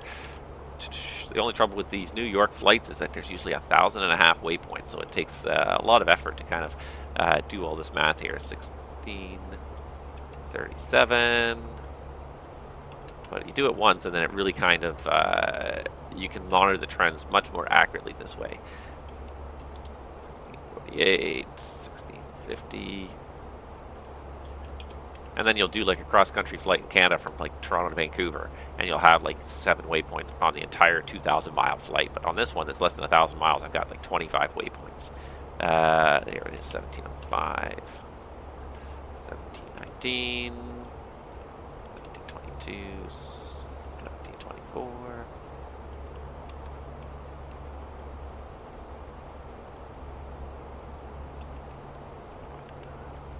1733.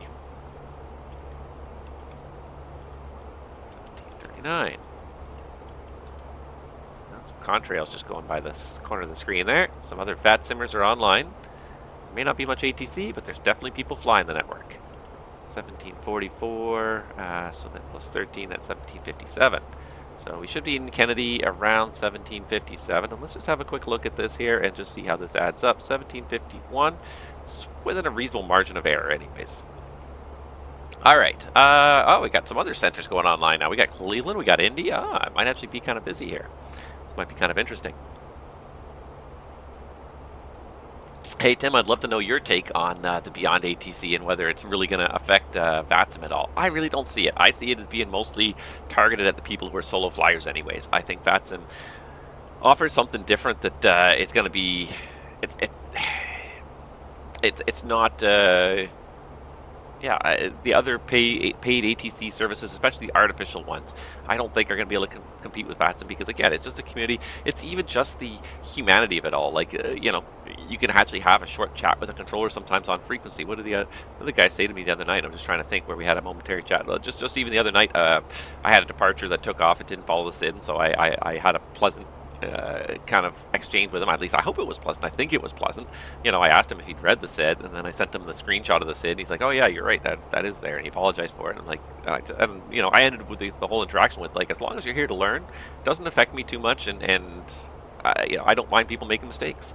The key is willingness to learn from those mistakes, and that is really the biggest thing. I'm trying to teach my kids the same thing. It's like, we're all going to make mistakes in life. The most important thing is to learn from them, not to repeat them over and over again, but to say, okay, I made a mistake, I did something incorrect. what was the correct way, and how have I learned now to do it correctly in the future. And as long as you're willing to do that, I think that's one of the biggest things VATSIM is all about. Is let's move forward together. Interesting story says it will fill in for VATSIM when no controllers are online. And yes, that I think is kind of a neat idea as well. Is the idea that yeah, you can have ATC when there's no controllers online when we're trucking along. Although that being said, if I was constantly trying to interact with an ATC system now, I wouldn't be able to have as many conversations with you guys. So, but yes, absolutely. That's the other market for it. I don't think it's going to necessarily detract from the likes of VATSIM though, because the other thing too is like just this shared community again. Like I love the fact that you can see these other people out here. I'm going to go to the exterior views. It's going to get noisy for a second here, but no, I lost the contrail there. But yeah, you know, there's other people bombing through the sky. You see, we saw two people flying Southwest flights to Tampa when we departed. You know, there's people out here with you. You're not just doing this alone, and that's what I find that's really the fun part. That really VATSIM adds it, not just the ATC, but just the fact that we're not alone.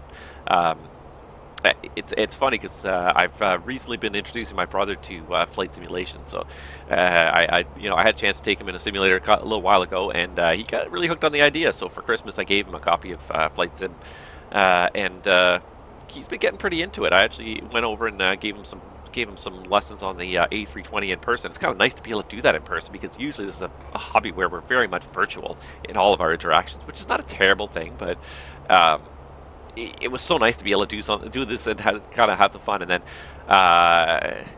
you know, and see some of the things. So he's very new at this, so we're not doing anything online yet. I'm encouraging him to work towards it, but he's just learning the airplanes, just learning the basic lingo. So he's not ready to fly online yet, but I encourage him already when he gets a little better to do it. But so we're flying with just like the default Microsoft AI traffic. And you know, it's just funny the shared laugh. Like we taxi into position on the runway. We're just sort of like figuring out how we're going to do the takeoff, because he doesn't have thrust levers, so we're just talking about, you know, how to set the thrust and everything for takeoff. And even as we're sitting there, this AI airplane just right over our heads and lands on the runway, and we both, you know, you just both look at each other, just laugh at it. It's just nice to have those shared moments. And then of course, go figure, we go and do like this flight, 3/4 of the flight we get done. We're on our descent to destination, you know, passing through like 12,000 feet, and all of a sudden, bloop, the sim crashes, and we're both like, no. Because yeah, we've all been there. It's nice to share it with somebody though once in a while. So I've really kind of enjoyed that opportunity, and I look forward to getting him onto the online network eventually, once he builds up a little bit of experience. But I forget what my point was here. Anyways, flight simulation unfortunately is often a solo pursuit, and I miss the other thing that I miss a lot is the shared cockpit flying, which really is not supported yet in Microsoft Flight Simulator that I'm aware of. If any airplanes really support it and support it well, and I would love to do it, because that was some of the most fun I think we had with me and a couple buddies when we just get together and we just do a shared cockpit flight. And so, you know, and I'd just be sitting there doing flaps and radios, and you know, the other guy would actually be flying. We'd be working together to get it done, and that's really that's one of the biggest things about aviation. There was a fantastic description in one of our recent training guides that talks about how, you know, it's such a pleasure to sit in the flight deck and watch two experienced professionals who know how to operate their airplanes. You know, be able to, with never having met each other before this flight, be able to get in to an airplane, and it's almost like a symphony. Just the complex interaction. And it wouldn't happen well if it wasn't well coordinated and everyone was able to, you know, do their particular role. And it, you know, you get into these airplanes and you get used to these airplanes and type rated and experience on this airplane, and you can, you know, sit next to somebody you've never met before in your life, and very quickly you can have incredible interactions where, you know, you can ask a complex question with about 3 words, because you both have the same frame of reference. So I always love that. Like it's like a symphony, just watching sometimes the interaction between two professionals who know what they're doing in the flight deck of an airplane. And to be able to replicate that would be wonderful. And that's one of the biggest things I think is really truly missing still from the Microsoft Flight Simulator world, is the ability to share the flight deck with other people. And it's complex. I won't deny that it's complex. It absolutely is complex. There's so many buttons, there's so many switches. I believe there's over 400, if I remember the statistic, there's over 400 switches on this Airbus flight deck alone. You know, it just absolutely blows the mind. So yeah, I get it. The amount of data that you would need to shoot back and forth between two computers to be able to do shared cockpit flying, I get that it's very challenging. But just because it's challenging, I mean, we've got tech companies doing a lot stupider things than that and trying to sell it to people. Just because it's challenging doesn't mean it isn't something we should try to do, because it just adds so much. It's probably my favorite memories of VATSIM, I think, are some of my shared cockpit flying. Some of the busier events, but then certainly as a pilot, some of my favorite memories of VATSIM are just the shared cockpit flying, where we just go out there, we'd have fun.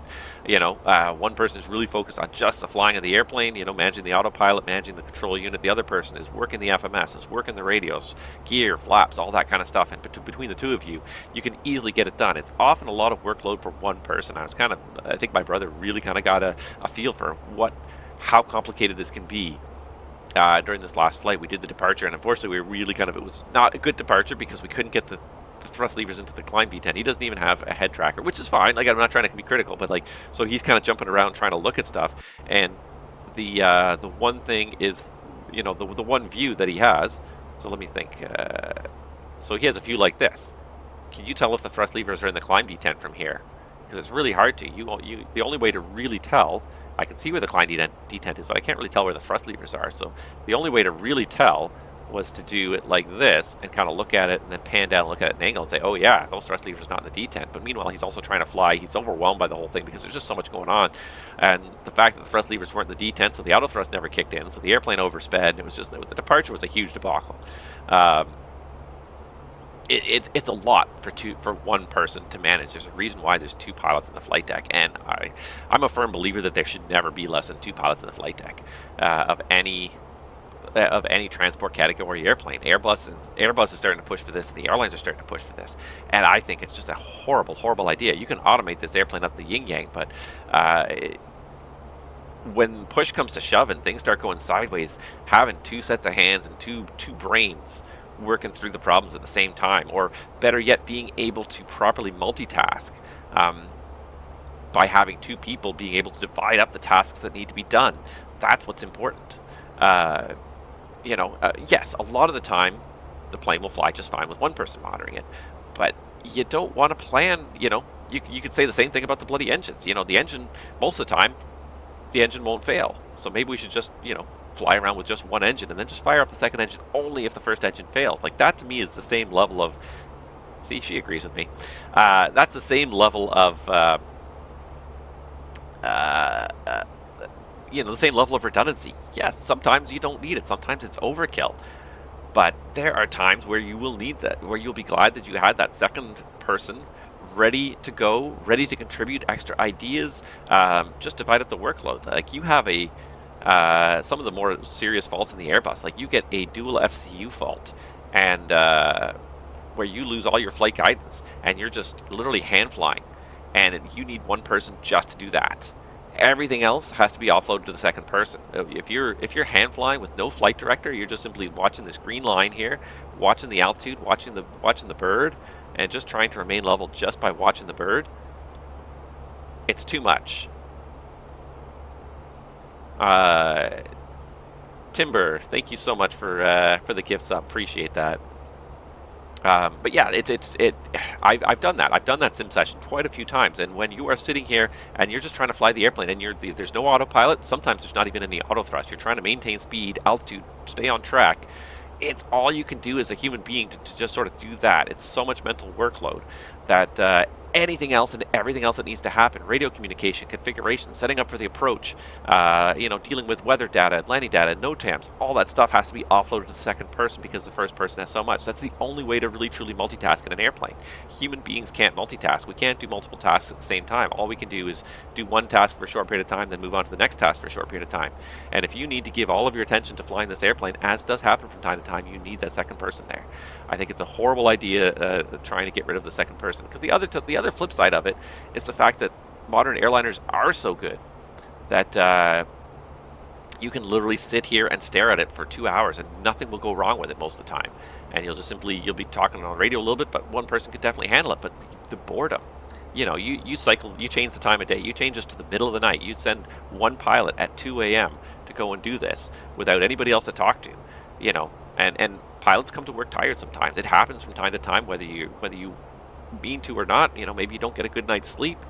Maybe you just had a really stressful day trying to get off the gate. There are maintenance issues and loading issues and scheduling issues and all sorts of other issues, and you're really stressed. And then, you know, you get up here and you're just all that tiring work you've done through the day. You're just a little bit tired, and all of a sudden you just start to nod off, and you're just not thinking about it, and you're not paying attention. And the person next to you will see that.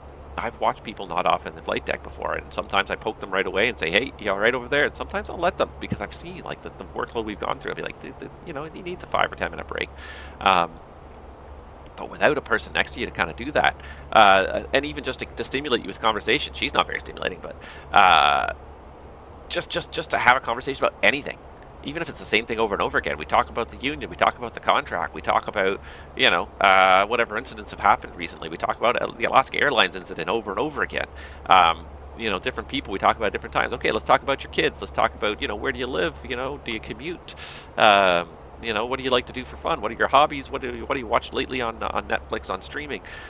You know, you have these conversations, and you want to get to know the person sometimes, but in other cases, it's just there to sort of, I hate to say it, fill the gap, but really to keep you alert and going. And that's one of those things we do, is which we're always trying to just sort of, you know, not fall asleep. It keeps you know, when the flying environment is so calm and quiet. Tricky GB says, hello, I see you're flying today rather than ATC. Yep, I like to do both. Sometimes I do the flying, sometimes I do the ATC, sometimes I do both. So you never know what you're going to get with me. But I'm just trying to get these pilot's life career moments done here. So we're almost done this season here. This is the last leg we got to do. As you can see, the schedule. This is it. Tampa, JFK, and then my schedule is blank. So we'll have to generate a new schedule. I've really been kind of trying to back off on this a little bit, just because I'm waiting for Fenix to come out with a 321. I really want to fly the 321 for JetBlue here. I think the 321 is just a fantastic airplane, so I'm waiting for Fenix to release their 321. So I'm not in a rush to get into the next season, so I may do a couple of little fun flight streams in between. I may do some bush trips. I may do a little bit, you know, Buttonville celebration, because Buttonville closed like 3 months ago, and I still haven't done that. But I may do some things like that, just to kind of have a little bit of fun in between the streams. But yeah, I try to do both. I enjoy ATC streaming as well, 100%. Not every session that I do ATC do I want to stream, but I do enjoy doing it from time to time. Some of them are less exciting than the others. The one I did on the weekend in Moncton was not the best. It was sort of slow, steady. It wasn't even like a fast steady. It definitely wasn't overwhelming at any point in time, but there was some fun stuff happening there. It's nice to have some other controllers as well to talk to. There were quite a few other controllers logged on there as well. So, but in my pilot's life career here, we got credit for our last flight, $131. We did get a friend request, so let's go ahead and just go to our community page and accept that friend request. And we should have lots of friends cruising around here. It's quite impressive to see how many people are involved in this network here. So total number of registered pilots, 10,000, almost 11,000 people. Fantastic. Very popular software. This guy is, the developer has definitely made some money off this software here. What is it, $40 a pop times 10,000, $40,000? I mean, that's, you know, by itself, it's not going to, you know, necessarily be a full-time career, but it's definitely, he's definitely made some money off it. Airline leaderboards. Let's check our airline leaderboard here and see how we are comparing to everybody else here at JetBlue. We are pilot number 220, currently employed at JetBlue out of 451. So, yeah, some of these people working for JetBlue have only done a couple of flights. So here we are. We're pilot number 220. We've done 24 hours. We've got 853 experience points. 24 hours, 9 flights so far. And I am active. You see a lot of these people down here are not as active. Some of these people have gotten a lot more points than I do. Top guy at JetBlue, Mr. Number 1 on the seniority list, is a senior captain, level 7, with 245 flights, 346 hours, and 21,000 experience points just at JetBlue Airways alone. You don't even know what he's gotten outside of JetBlue. But yeah, some people, and that's the thing, is like for me, because I fly this only when I stream, so I only fly a pilot's life, on average twice a month-ish. It's taken me a long time to build these up.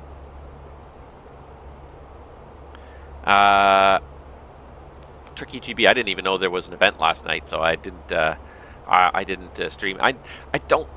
The trouble is, like, it's getting harder and harder to kind of track where the events are happening. Like, I find, like, on VATCAN especially, their website's been a little bit iffy for the last little while. They lost their IT guy who designed it, so their website has had some problems. It's been kind of tougher to get up-to-date information. So, but yeah, big part of it is mostly I stream when I have time. So especially evening events usually are not a good time for me, because usually evenings are family time, so I don't often stream evening events unless I am not home. So yeah, there is supposed to be an event in Moncton this weekend that I may or may not be able to stream for. Hopefully I'll be on for like the second half of it. I think it's on Saturday night. Saturday night? Yeah, I think it's on Saturday night. Moncton's having an event. Let me just see if I can pull this up here on my other computer. They're just having like a regional fly-in, so they're going to be staffing up. They're going to be shifting around and staffing a lot of the regional airports around Atlantic Canada, which is going to be really kind of nice. It's not even listed on this website. It's yeah. The VATCAN website unfortunately has had some issues lately, so it's getting harder and harder to find the events on VATCAN's website, which is just it's a bit disappointing. So it's been hard to kind of track that and know what's coming up. So because I kind of float around between all the FIRs, I'm often not in the loop in any one particular FIR, unfortunately. So let's see if they have event notices here. The Regional Rumble, and there's actually prizes. Ooh, Regional Rumble, January 27th, 2300 to 04 Zulu, and I probably would not be online till at least 01, if not 02 Zulu. Depart Halifax and St. John's. Destinations: Deer Lake, Gander, Stephenville, and everywhere in between. Nice. And they are actually giving scenery keys for I&I Builds, Flight Sim Studio, and a special aircraft. So that actually is that's looking pretty good. I think it's a Virtual Air Canada sponsoring the event, but that one's actually going to be pretty good. Oh, Tuesdays in Edmonton. Yeah. No, but yeah, Moncton normally has their Mondays, but then on this Saturday they're having a special event airline. Yeah, I sometimes I'm on. It all depends on just what I'm available for. So sometimes I'm available on Tuesday nights. I go and participate in Edmonton. I actually controlled Toronto last night for a little while, just because I hadn't controlled Toronto. I hadn't been. There was a couple guys on in Toronto, so I kind of had a little bit of fun in Toronto last night. I didn't want anything high pressure. Sometimes you want the high pressure situation. Sometimes you want to get on and just be kind of casual with your control. So I actually just went on to Toronto Tower and just did the tower operations for a little while last night, and it was kind of fun. Just very kind of low key. There wasn't much going on. Then the center controller logged off and handed me the center anyways. So much for being low key. But all right, 1636. We've got 8.1. We just passed. Is it Pandy? Pandy, yep. So we're kind of going a little faster than forecast. We're at 1636, so we're 1 minute faster than forecast, and 8.1 means we're actually up on the gas now, so by about 200 kilos. So we're doing pretty good here. We're doing pretty good. Yeah, I work in all the FIRs in Canada, so I float from one to the other, and I try to make the events, but like it's very much like, for me, it's not. It's about when I'm available.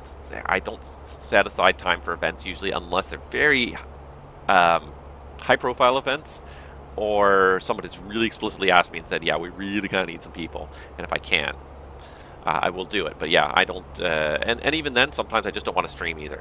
Streaming is fun, but it's like especially when you're controlling, you're trying to fill the space in between. I find, and I find sometimes it's just nice to just sort of sit there and be staring at the screen, but not. I do center in Edmonton. Like I said, I control every FIR in Canada. I've gotten checked out in every FIR in Canada, so I float from FIR to FIR. My goal is, it wasn't me last night. No, I did Toronto last night for a little while. But yeah, one of my goals is to just sort of fill in the gaps. Like, the trouble with a country like Canada and this big country is, like, there's often gaps where there's people not online. So I like the ability to, like, I look and I see, okay, well, where are people controlling right now? And I try not to sort of take away from them too much. I'll help them out if I can, but what I often try to do is I try to then just pick up the other places that are empty to try and just provide that continuous, seamless ATC from one end to the other. That's what I'm usually trying to do. All right, anywho, it's been pretty good here for a little while, so let's have a little fun. I don't know if this is actually going to make anything exciting happen, but let's have a little bit of fun with our airplane, shall we? Oh, no, that's not the right button there. There's 6 people watching. That's enough for me. I'm going to trigger a random failure and see what happens here. Bum, bum, bum. Electric static inverter fault. Ooh, that's what I've never seen before. All right, first things first, make sure the airplane's still flying. Autopilot's still on. Auto thrust is still on. Not the flight directors are still on. All right.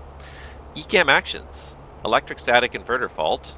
And I'm surprised it didn't actually pull up the electric page. Oh, that's not the electric page. That's the electric page. Static inverter fault. And basically at this point it's not going to do anything because the static inverter basically converts DC to AC power. The idea being that it's basically reserved for the case of a electrical fault where you're waiting for the RAT to come online. So if you lose your AC buses or your AC sources, usually the static inverter takes DC power from the DC bus and actually converts it back to AC to run the AC essential bus for a period of time until the emergency generator comes online. So usually for the 6 to 8 seconds it takes the RAT to come out. So if everything's running normally, this does absolutely nothing. Has no impact on the operation.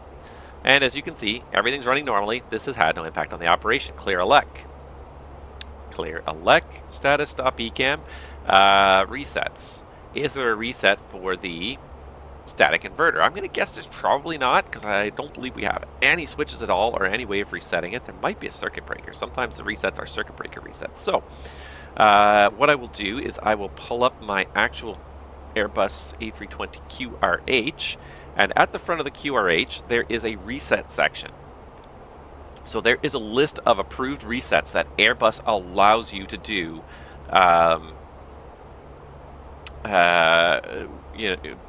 to try and regain a system that you've lost. So it's a very specific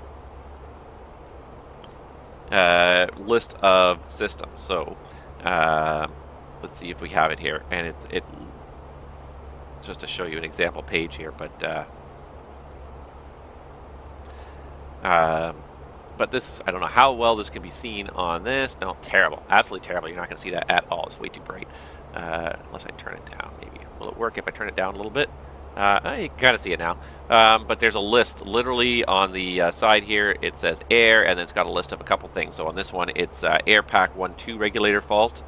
And it gives you a reset. Sometimes these resets are only valid on the ground. Sometimes they can be done in the air. So let's scroll through to the electric section. So air, flight controls, brakes, comms.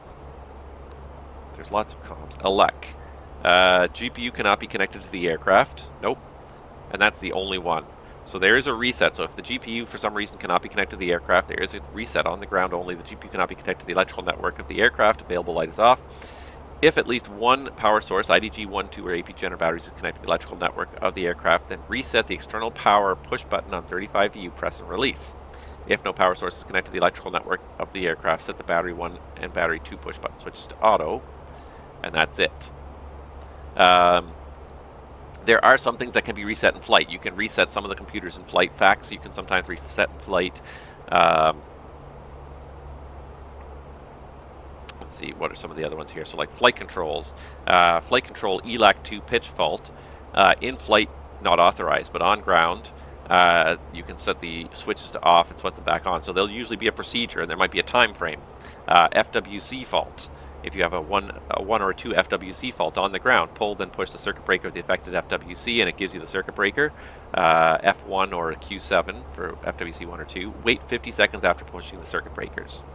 In flight, pull, then push the circuit breaker of the affected FWC, and it gives you them again. So there are some things that can be done in flight, some things that can only be done on the ground, but there is an approved list. If it's not on the approved list, if it's not on Airbus's approved list, do not reset it in flight.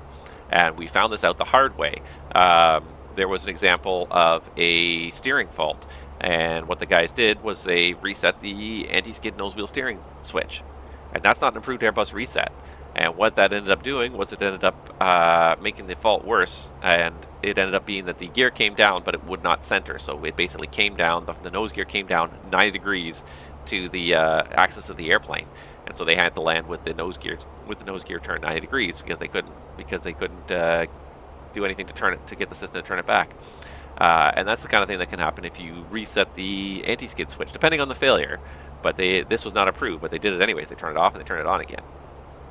There was the AirAsia crash where the guys did flight computer resets in flight using the circuit breakers, not using the switches. So, yeah, the AirAsia crash was a terrible example of some bad stuff going on. But I forget what it was. Was it a FAC or was it a SEC? It was either a SEC or a FAC fault, and it kept coming up every 30 seconds. It would come up, and then they'd reset it, and it would go away, and it would come back after 30 seconds. So what they did was the captain stood up and reset the circuit breaker back here because he'd seen the mechanic do that on the ground. What he didn't know was that after you did that, you also still had to turn the switch back off and on again. Since he didn't know that, they never regained that computer. There were some other issues, some flight control issues, but the aircraft ended up crashing because they couldn't regain that computer. There's some other systemic issues there, but that was a perfect example of if it's not in the book, don't do it, because if it's not in the allowable list of system resets, because Airbus has gone through the logic and said we can reset some of these things in flight, provided you follow these steps. If you don't follow all the steps, you may not get the system to reset properly. And so he didn't know all the steps. It wasn't an approved procedure, and they didn't get the system back. So Airbus, such an electronic airplane with everything so tightly linked together, you have to follow the guidance that's available to you. Airbus publishes a list of things you can reset. If it's not on the list, do not reset it in flight. Just continue without it. All right, anywho, continue status. Continue ECAM. So status page, center tank fuel unusable, and 1 pack only of wing anti-ice on. That's from before. In-op systems, we still got center tank pumps and 2 bleed pack 2. That's all from before. So the fact that the inverter has stopped working has not at all impacted the flight. Remove status. Remove status. ECAM actions are complete, and at this point, you can go through a decision-making process, but forwards, backwards, or sideways, there's no reason not to continue. The airplane is still functioning perfectly normally. It's lost a very deep level of redundancy somewhere way down in the system. It's lost a little bit of redundancy at one point, but overall, it's the odds of us losing 3 generated sources of power before we'd even get to that point where we need that inverter are so unlikely that it's not going to impact the operation at this point.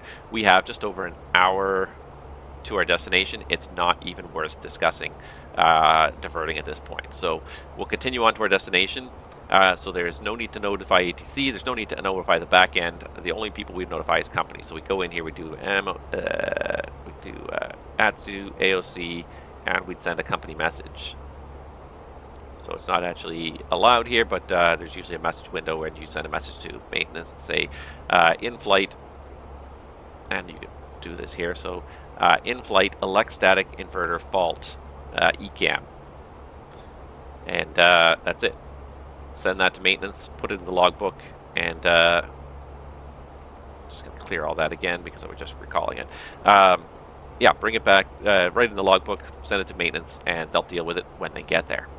That's all there is to it. Well, that was not a very exciting failure. I thought the other bleed was going to fail.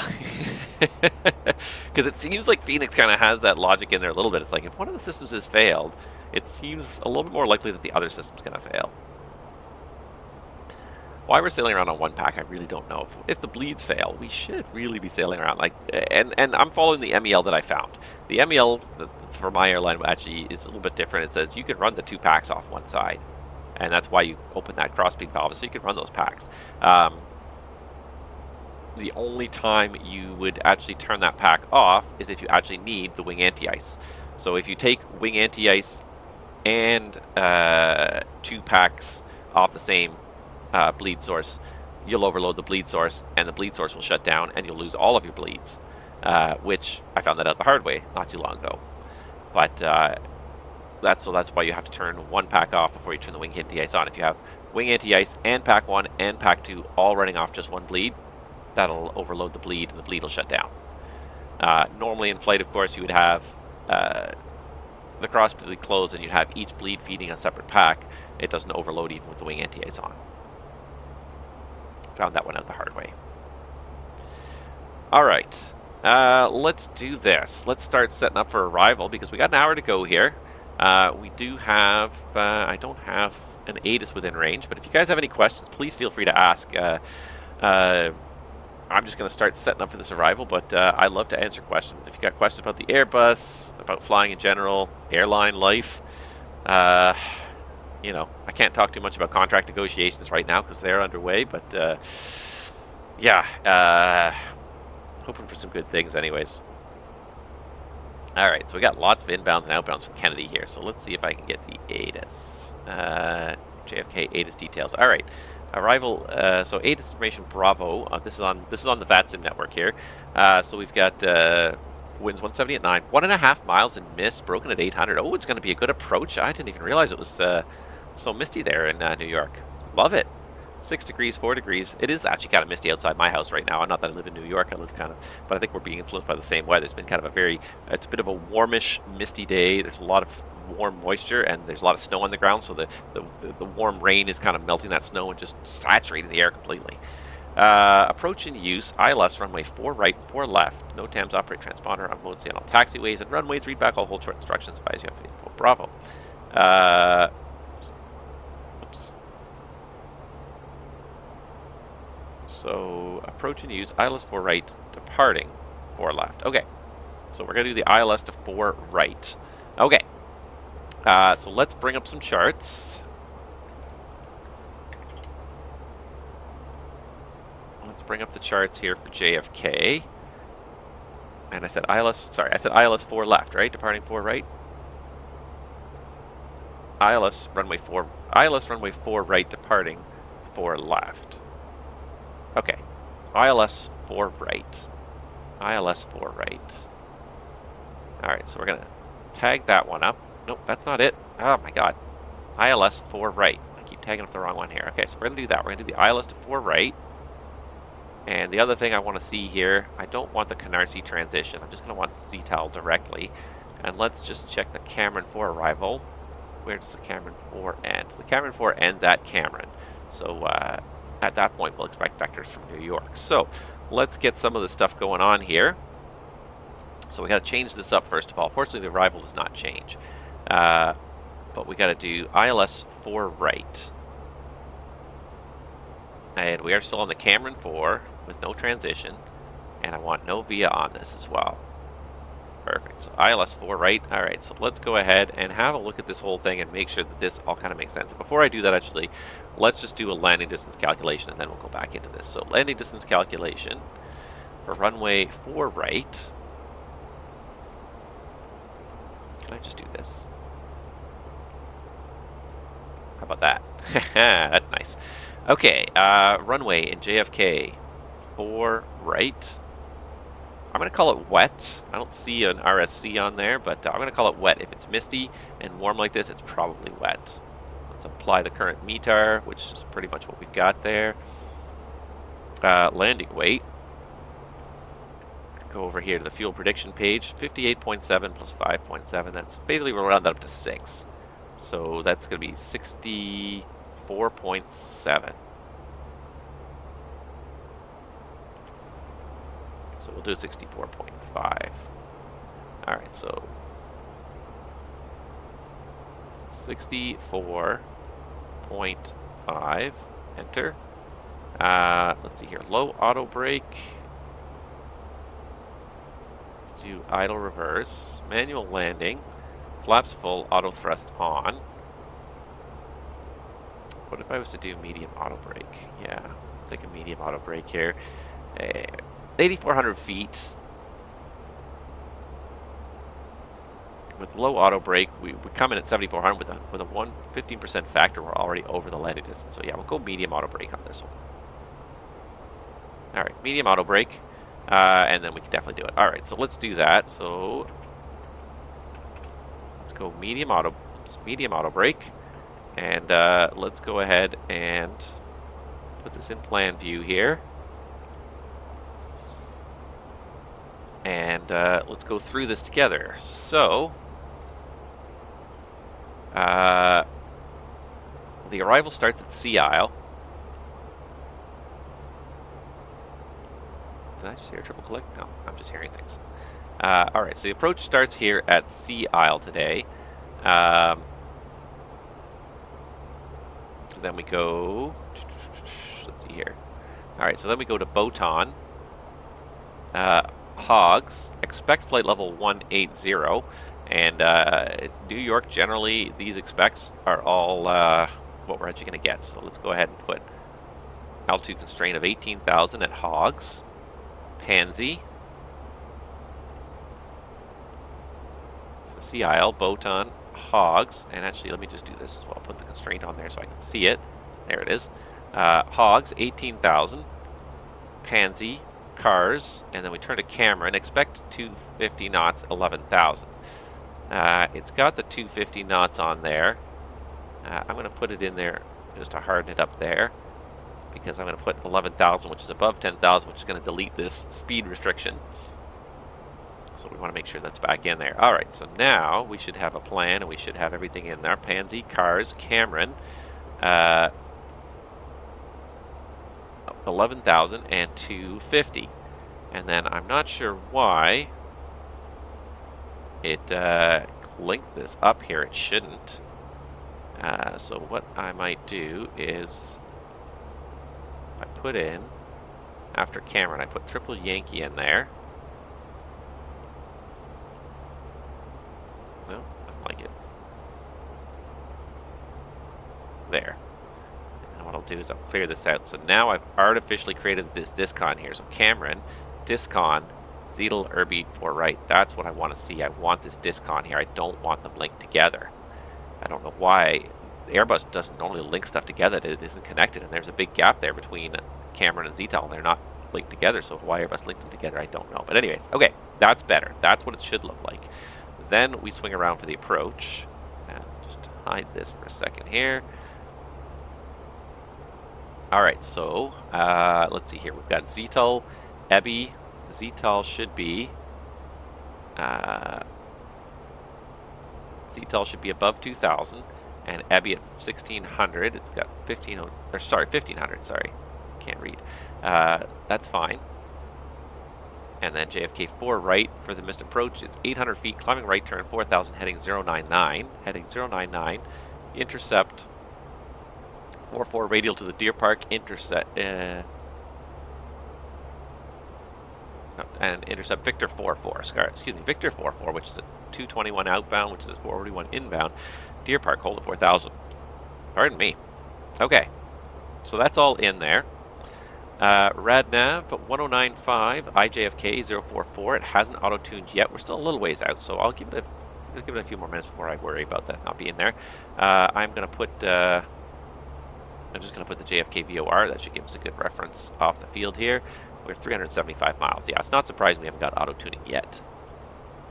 Alright, so prog page is good. GPS is primary.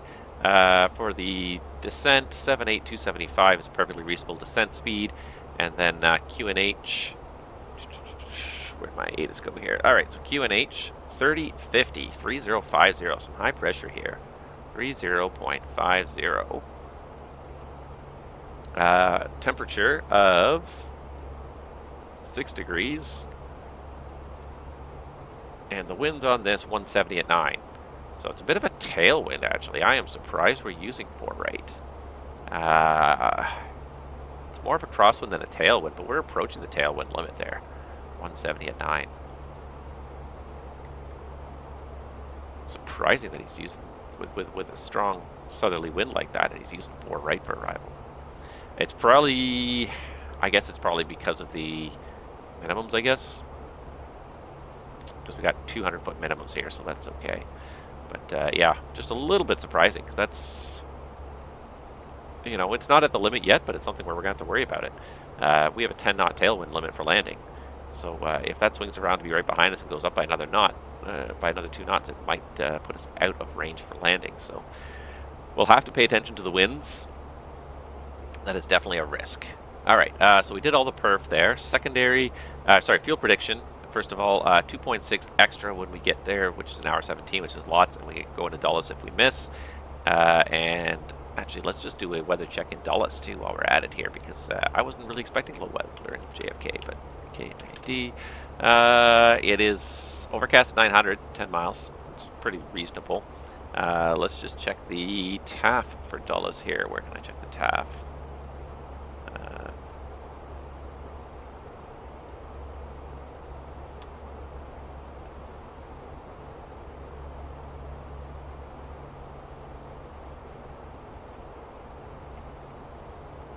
want the Metro, I want the TAF.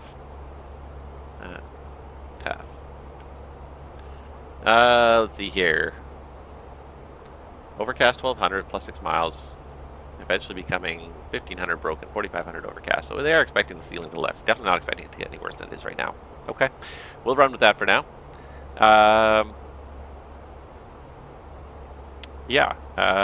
Let's see here. Need a gate for arrival as well. So again, just going to my other computer here. Just trying to pull up a gate for a JetBlue flight from Tampa to JFK.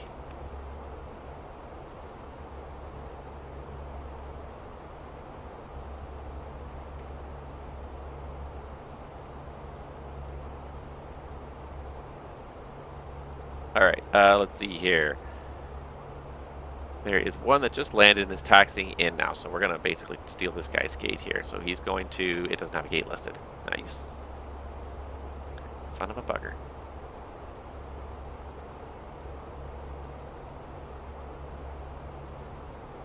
So that doesn't have a gate. That one says gate 10. That one says gate 7. So let's go with gate 10. Okay, so let's just have a quick look at the gates here.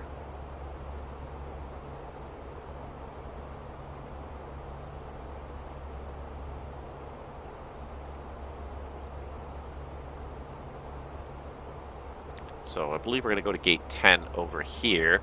Sometimes figuring out the GSX labeling of these things can be a little bit challenging. So we'll have to try and figure that out. It's Terminal 5, Gate 10, so we'll have to use a little bit of help when we get on the ground. But let's see here. Okay, I think that's all good. You have control. I have control. Are you ready for the approach briefing? Go ahead. All right, she's being pretty responsive right now. Okay, so technical status of the airplane. We do have the one MEL with the pack off. We've reviewed the MEL pretty much ad nauseum at this point. Nothing much affects us other than making sure this pack still stays off if we use wing anti-ice. If this pack fails, we can switch this pack on easily. NOTAMs, actually, that's one thing I didn't check, was NOTAMs. Let's check the NOTAMs just to be safe, because there's a controller online. VATSIM ATC, I find it's about 50-50. Some controllers really follow the NOTAMs, some do not. I'm going to assume this guy is going to follow the NOTAMs until I find out otherwise. So, we do have FICONs. All the runways appear to be wet. That's fine.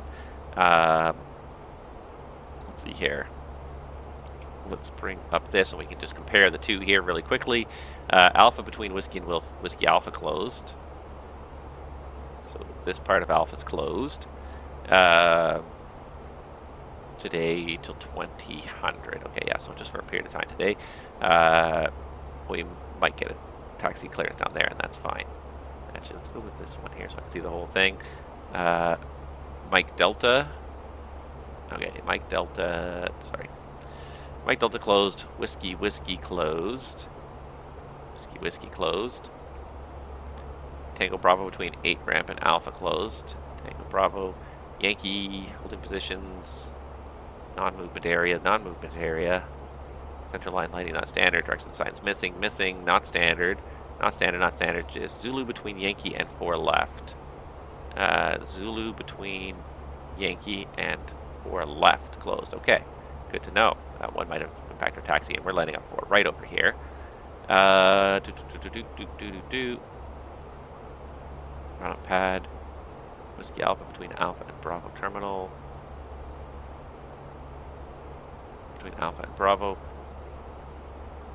To work in progress. Terminal 2 ramp closed. Alright, Vicons. Approach procedures and stars. So anything for the ILS-4 right in here. ILS-4 right. I don't see anything for the ILS-4 right. ILS-4 right, procedure NA except for radio altimeter tolerance. The Airbus have all been checked out now. They're good for this. Circling procedures don't affect us too much. I don't see anything for the stars. Okay, good. No NOTAMs. Alright, so the arrival today is the Cameron 4 arrival. Let's see here. The routing and constraints are all as published on the arrival. Everything's been inputted, so it's all there already. And after Cameron, we're going to be talking to New York Center, unless he logs off, but hopefully he's here for the long term. If not, then it'll be a self-vector over to an ILS for runway 4 right in New York Kennedy. So this is on plate 21-2, for Canada International, IJFK 109.5. Has that auto-tuned yet? It has now. Look at that. IJFK 109.5. Final approach course 043 with magnetic variation. You're usually out by a degree. That's good. Abby 1500. ILSDA of 212. It's above 0. We don't need cold temperature corrections today. That's also not up yet, but if I go back to the performance page, it is inputted. It'll show up shortly. Missed approach as published or as advised by ATC, top altitude 4,000. The highest MSA, basically 3,000 to the northwest of JFK, 2,900 actually, because of the Freedom Tower over there on Manhattan. 3-degree slope, Pappy's on the left, ALSF2 lighting system. This is good down to an RVR of 1,800 or a half mile. So as long as visibility is at least a half mile, we can do this, or RVR 1,800. We might check the RVR when we're on the approach. I wonder, is there a Cat 2 at all to this runway? There is a Cat 2 for 4 right, so I might pin that just in case we need it. We could do a Cat 2 or Cat 3. We might even do this as an auto land just for the fun of it today. I haven't done too many auto lands, to be honest. We'll check the weather again one more time before we start down here, then we'll look at it. Once we land on runway 4 right here in Kennedy, so we'll take a convenient left turn off the runway. We got to roll it most of the way down the runway. We'll either take the left turn on Foxtrot or Fox Bravo. We'll try to listen for instructions whether to turn left on Fox Alpha or keep rolling down Fox Bravo. We will have to cross the departure runway of 4 left to get to the ramp, so we'll make sure we hold short until we are 100% sure we're clear to cross. We might also have to cross 3-1 right. Again, make sure 100% we are clear to cross before we do. If any doubt exists, we'll stop and query the controller. We're supposed to be going to, it looks like Foxtrot entrance, so this is actually going to work out really well if we can get off on Fox or Fox Alpha and get over here to gate 10. And that's about it for the taxi chart. We'll aim to land in the optimal touchdown zone, which is from the aiming marks to 1,000 feet thereafter, and definitely by the end of the painted touchdown zones. Yeah, it's going to be a, right now it's going to be a managed approach to a manual landing. We'll consider the Cat 3 in a little bit here, once we've checked one more weather update here in a few minutes. So once we're clear for the approach, we will arm approach mode, second to autopilot. I'm expecting, at the temperature we've got, we're going to have engine anti-ice on, possibly wing anti-ice, which is fine because we got pack 2 off already. We've got auto brake medium. We'll do reverse full initially to ensure we're decelerating on the wet runway, and once our deceleration is assured, we'll back off, config full. I'll disengage the autopilot when the runway is in sight, and yeah, when the runway's in sight, and yeah, landing's assured, no traffic ahead. Questions, comments, threats. So one of the big threats is the weather. Obviously, 1.5 mile visibility is more than good enough to do this approach. We only need a half mile or RVR 1,800. So right now we're fine. We'll check it again, and we may consider the auto land. There is Category 3 auto land available on 4 right. The other big risk I see today really is the tailwind components. We're going to get a wind check on final to make sure that we are underneath the 10 knot tailwind component. If it's coming from 220 at greater than 10, then we may have to do a go around because we can't land it with a greater than 10 knot tailwind. Other than that, that's about all I've got right now that I can think of. Those are the 2 big threats I see. We've got lots of fuel to go to our alternate. We've got an extra 2.7, an hour of extra fuel. So we can definitely, if we do a miss, we can come back and try it again at least one more time before we head off to the alternate of Dulles. And that's about all I've got. Any questions?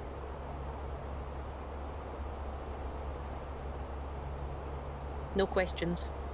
I have control. You have control. All right. That being said, since after I took control, I should have left her with control, because I think I'm just going to go quickly refresh my coffee cup and maybe use the washroom before we do this approach, because just in case we end up doing a go around, there's nothing worse. So when you're a pilot and you're like, oh, I didn't go to the washroom because I figured we're going to be on the ground soon, and then you do a go around, or you get put in a hold and you're just sitting there the whole time like, well, I should have gone when I had the chance, because now I'm way too busy to be going now. So I think that's what we're going to do. We'll just take a quick little 2-minute nature break here, but stay tuned, guys, because we're going to be doing an approach down to pretty close to minimums in JFK. So this is going to be fun. This is going to be interesting. I'm happy to see this, and maybe just for fun, I will do the Cat 3 just because we don't do the auto lands very often. I usually try and increase the landing myself, but why not let the auto land do it just to kind of demonstrate the systems, show what it's like. You know, if you're where it is right now at 1.5 miles, it's not terrible. But if it was down below 1 mile, if we were actually getting live RVRs and it was below 1 mile, I would very much consider doing a doing an AUTOLAND, just to not necessarily because you're below AUTOLAND minimums or below Cat 1 minimums, but just because if it does go below, you just want to just ensure you have the best chance of success. So maybe we'll rebrief this momentarily for an AUTOLAND. I can see the top of descents coming up there in about 150 miles just before Sea Isle. So yeah, I'm going to just step away for about 2 to 3 minutes here, guys. I'm just going to use the facilities, and we'll be right back to continue this approach momentarily. In the meantime, cover your ears, turn down your volumes a little bit, because we're going to go to the external view just for fun for a couple minutes while I'm away. And yeah, I'll be back in just a couple minutes, guys. Stay tuned for the low-vis approach into New York City.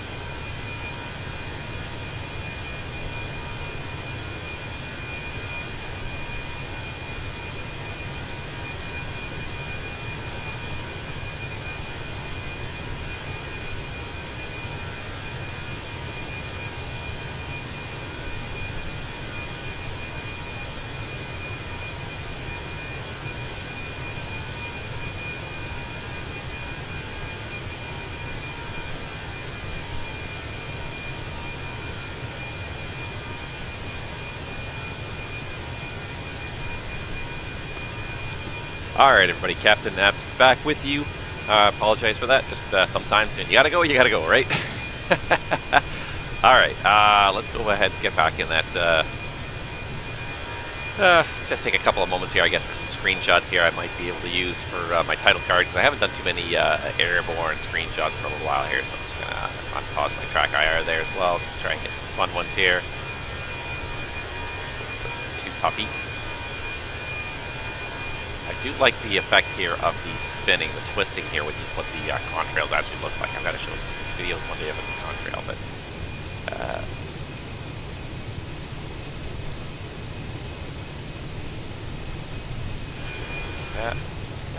Just want to get rid of that so I can have an unobstructed view. I might even get rid of myself for a second here, just because I haven't had too much opportunity lately to get some good exterior shots. So just try and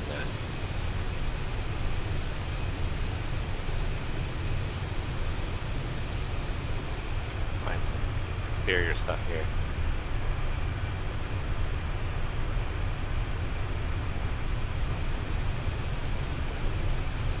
Hopefully I can find something interesting in these various screenshots here that I can use for my title card.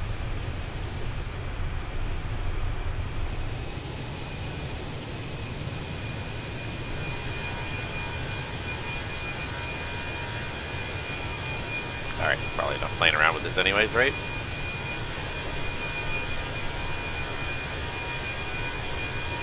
Alright, that's enough of that. Because we're coming up to our top of descent here pretty quickly here. We got a tailwind behind us pushing us up the East Coast. It's going pretty well here.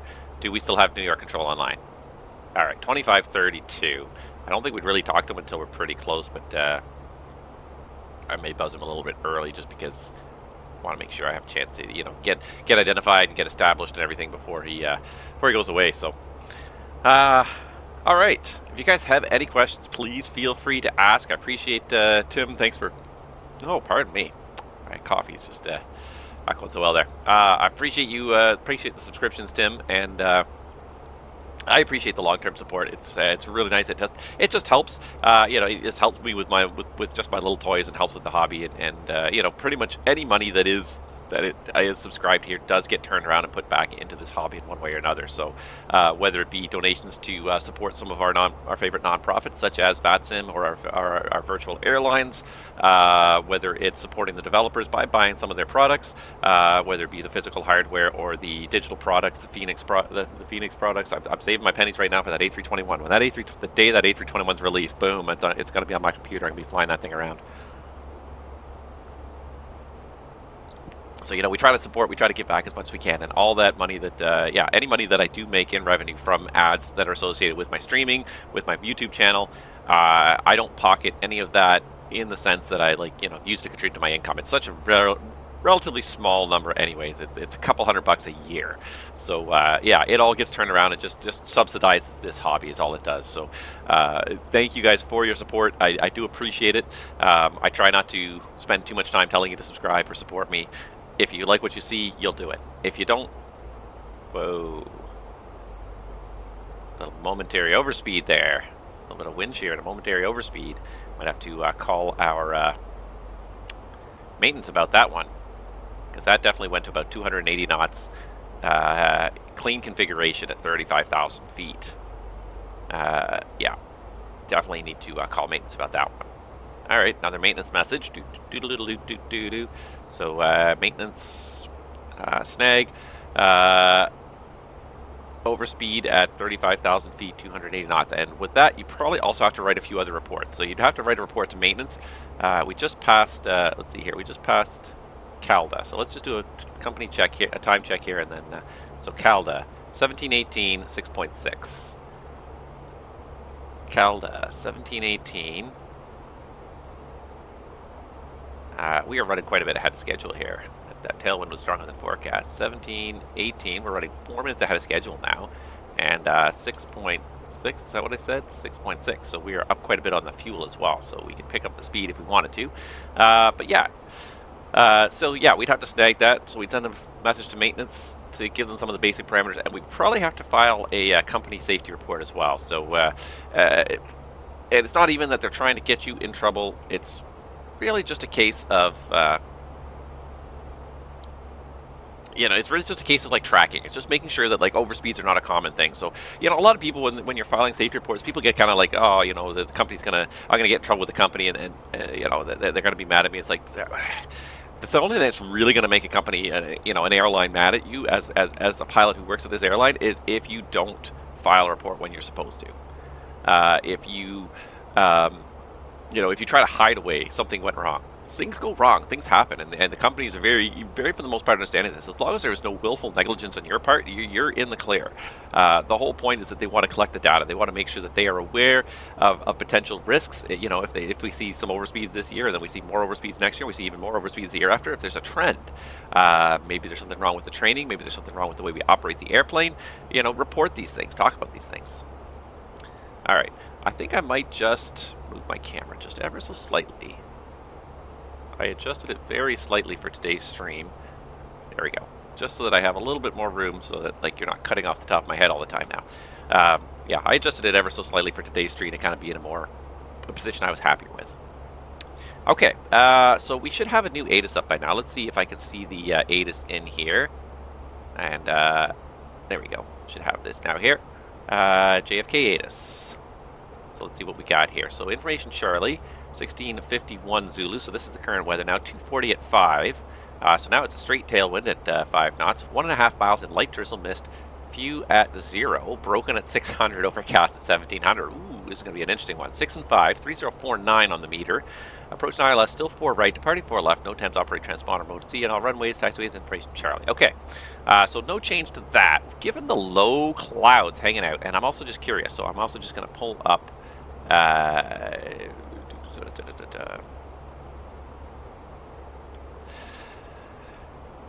I'm also just curious if this is what they're doing in the real world. In the real world, for JFK, they're doing the ILS 22 left, 22 right, departing runway 22 right. Yeah, I don't know why this guy's doing the 4s. Okay, that's fine. I'll accept the 4s. But I think what we'll do is we're going to switch it up for a Cat 2, for a Cat 3 auto land, just because of that few at 0. So we may actually end up in some cloud layers on the way down. So let's plan that. Let's start thinking about this as an auto land instead. So let's change this up a little bit. So really we don't have to change the approach itself. What we do have to do is change our procedure here. So we have to change our approach minimum. So we're going to do the ILS 4 right, Cat 2 or 3. So we're going to do the 3. We have no DH, so we could do it with no DH, full auto land down to no DH, just a 100-foot alert height. So let's do that. So we're just going to change this, and we're going to change the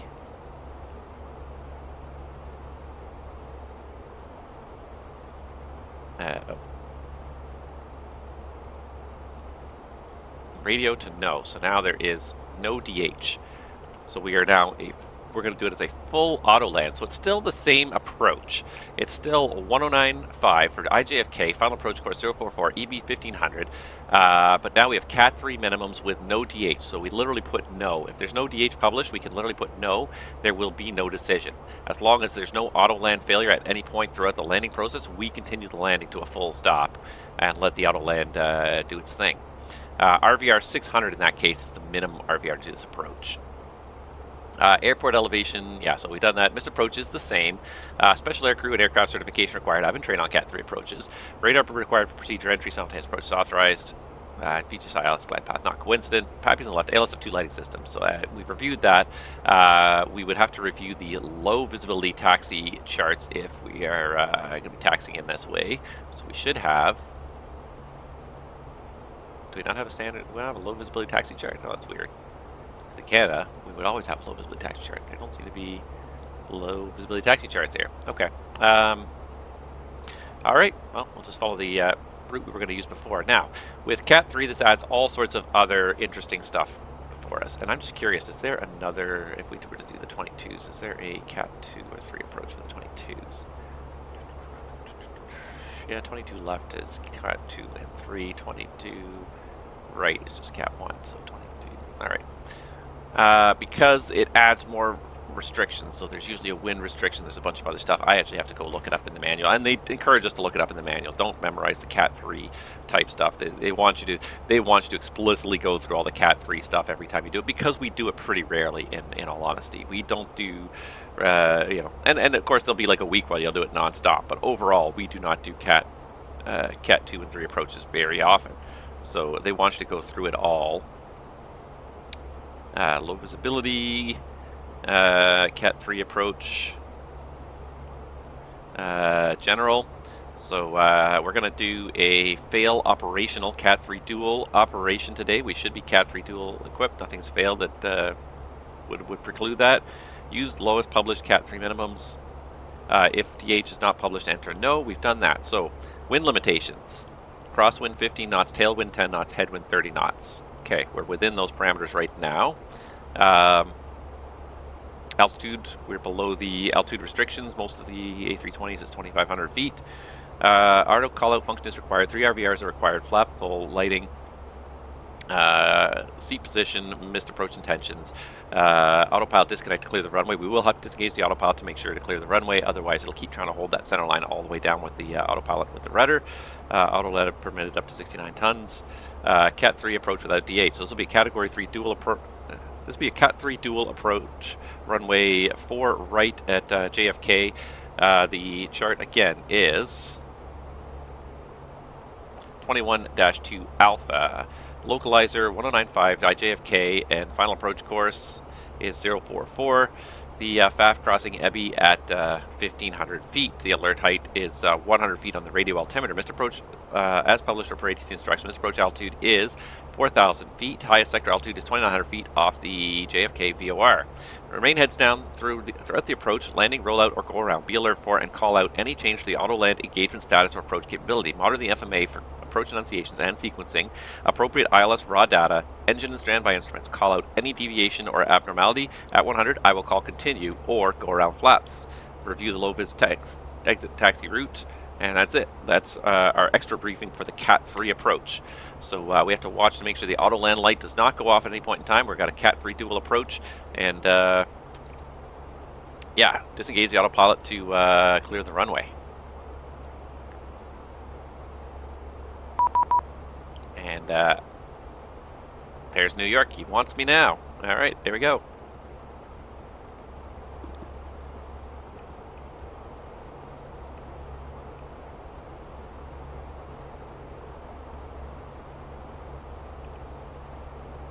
New York Center, November 123 Delta Whiskey. 123 Delta Whiskey, New York, hello. Fly heading 040, descend and maintain 4,000. Plan the ILS 22 left approach. Did he switch runways now? My computer system is all screwed up. I'm not going to be able to comply with your instructions. I'm going to have to disconnect and work on this thing. Thanks for your help. Okay, sounds good, Delta Whiskey, no problem. New York Center, hello. JetBlue 226, flight level 350, top intercept. Watch south of Poughkeepsie and northeast of Carmel.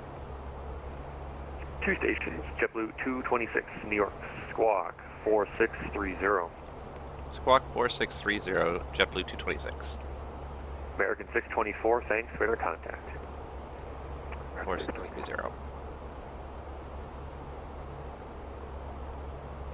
American 454, Decelerate. short 4 left. American 454, sorry about that. Cross 4 left, taxi right on Bravo to the ramp, see ya.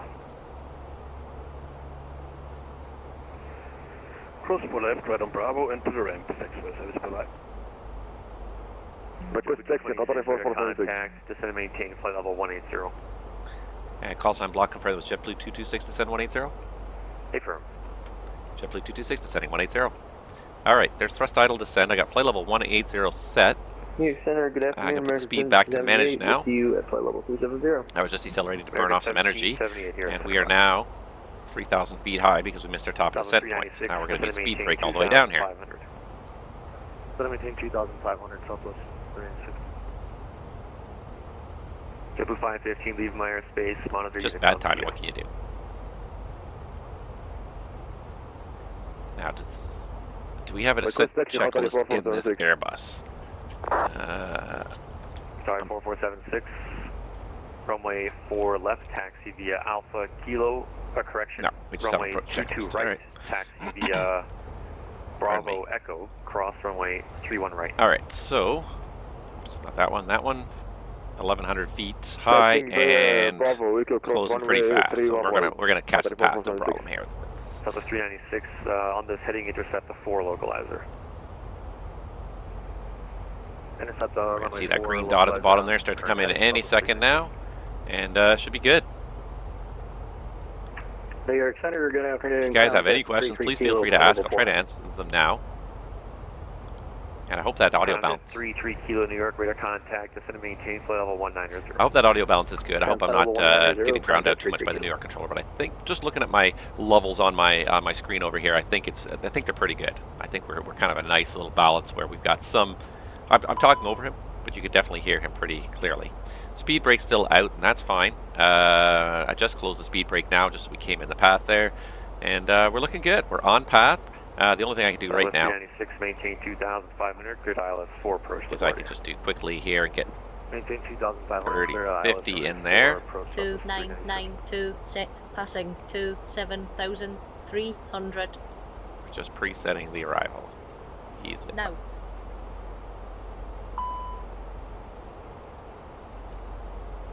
And actually, I think it was 3049 is what it was on the latest status.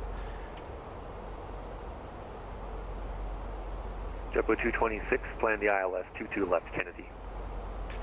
Okay, we copy ILS-22 left now for JetBlue 226. Is there a new ATIS? We had information, Charlie. Yeah, Delta's now current, Kennedy. Okay, 22 left, we'll grab Delta. Thank you very much, JetBlue 226. Now that I've fully briefed the whole thing, never fails, right? Okay, information Delta, 6051, 240 at 5, 1.5 and light drizzle, few miss. So it's still the same weather, still the 1651 weather, but now arriving 22 left, departing 22 right. Okay, so I believe 22 left is longer. Let's just have a quick little look-see here. If we do 22 left, yes, so 22 left with the wind especially, we might almost be able to do low auto brake now on 22 left. Yeah, 8,400, and we basically just, that's the same runway as the other, it's with the wind now favoring our direction though, so okay. So yeah, we'll leave it at medium just to be safe, I think. Yeah, we'll, low is fine. You know what, we'll switch it to low. 741, leaving my airspace. Low's a little more comfortable. Alright, let's do it this way here.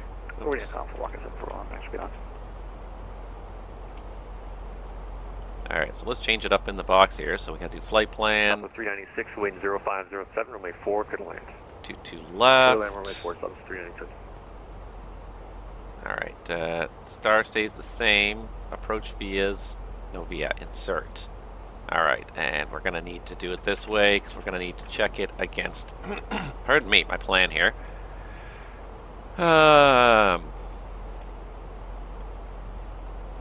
It never fails. Never fails. You have a plan. I should have put it in the secondary is what I should have done. I should have been ready for the runway change. Okay. Crown Jet 33 Kilo, descend and maintain 12,000. The Allentown altimeter is 3045. Wow, I'm just having a hard time with it just because I'm 3045, clunking along here. 2,000, Crown Jet 33 Kilo. Alright. ILS-22 left. We're going to do the Cat 3 again on 22 left here just to make it, just to hedge our bets here. Jet 33 Kilo, you can plan ILS 9er right at Philly. So, Rosley, Zalpo. Okay, expect ILS 9er right for Crown Jet 33 Kilo. Rosley, Zalpo. JetBlue 226, cross Cameron at 11,000 and 250 knots. Kennedy altimeter 3049er. Cross Cameron at 11,000, 250 knots on 3049er, JetBlue 226. Alright, we got 11,000 feet set. We've meeting this restriction here, 180, that's fine. It's not really a restriction because he never gave it to us, but that's fine. It just meets it anyways. Rosley, Zalpo, 22 left. The mist is 500 feet, climbing left turn 3,000, outbound on the 190 radial to Chant intersection, 190 to Chant. Alright, so 3,000 for the mist. Let's see here, for Cat 3, it's still a no on the DH. So we got the approach changed. Let's check the RadNav page here, 110.9 IIWY, 223 is good. 224 is the actual, that's fine, that's within a very reasonable tolerance. It's 30.49 on the altimeter now, and we've got no DH. Now it's a missed approach to 3,000. All right, so quick briefing here. The arrival did not change. We're still doing the exact same arrival, but now we're doing the, let's just check our altitude here. We're actually just about to transition, so let's go ahead and transition now, just so it's in the correct thing here, and 3049. Okay, perfect. 3049 is set cross-checked. We're on our way down to 11,000. All right, so we've got the log for the Cat 3 ILS 22 left. Can we request We're just going to join it at Rosley, and it's IIWY 110.9, final approach course 224, Salpo 1800. No DH for the Cat 3 approach. Missed approach is as published as advised by ATC. Top altitude, that 3,000. The MSA still 2,900 around the JFK VOR. RBR 600, ALSF2, and PAPIs on the left for this runway. Again, disconnect the autopilot for the rollout. It's still a Cat 3 approach.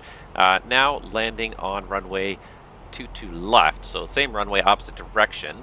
We're going to take a convenient right turn off the runway. We might make hotel. If we don't make hotel, we'll make Juliet. We have to cross the departure runway 22 right, so 100% confirm we're cleared to cross runway 22 right before we do. And then it'll probably be Bravo up to Foxtrot, apron entry at Foxtrot. That's basically it. So that's not too bad for a quick rebrief there. And everything seems to be in the box. Performance data is checked. I think we're good to go. And now we're just coming down into the icing here. TAT of +8 at this speed, actually. It's just not quite enough. So let's get the engine anti-ice on. Let's bring this back a bit. And we are doing good. We are almost there.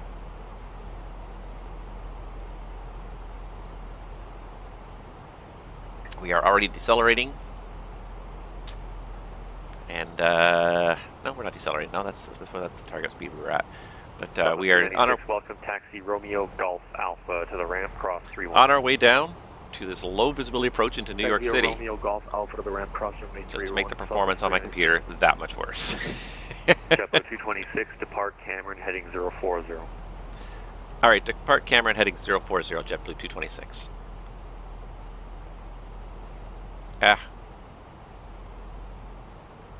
Just gonna pop it in the scratch pad. Number 553 Tango Golf. Because if I pre-select it now, it's probably going to time out. It has 45 seconds. And it's probably going to time out that 45 seconds before I get to Cameron here. So we'll just leave it like that. We got constraints here.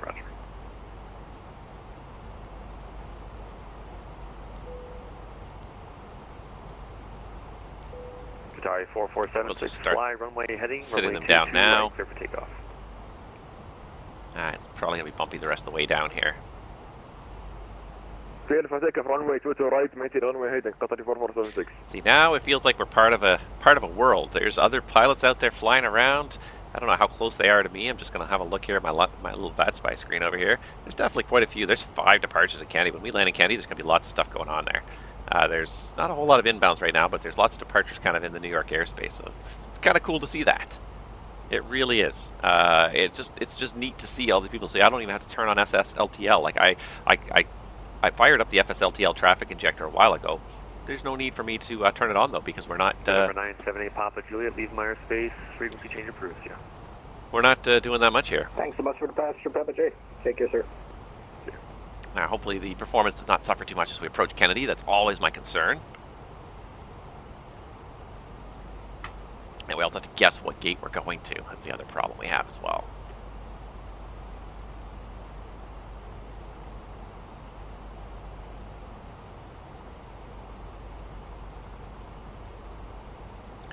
The airport's going to scroll into view just at the top left corner just as we cross camera, so we won't have a blank screen for too long here. Alright, that's 12,000 descending 11,000. Let's go ahead the approach checklist. American 1778, cross Lendy at flight level 190 and 250 knots. Lendy 190, 25 knots. Lateral ref. 250 knots. 3049 set. 3049 set. Seatbelt. On. Minimum. No DH set. Auto brake. Low armed. Engine mode selector. Normal. Approach checklist completed. Speed Alt Star. Alright, so now I'm going to re-pre-select 3219, push 040. your discretion, just call me ready for taxi, holding short of Alpha. There's less than 1 mile to go. I'm just going to select the heading now since it's almost more or less straight ahead as well. Alt heading.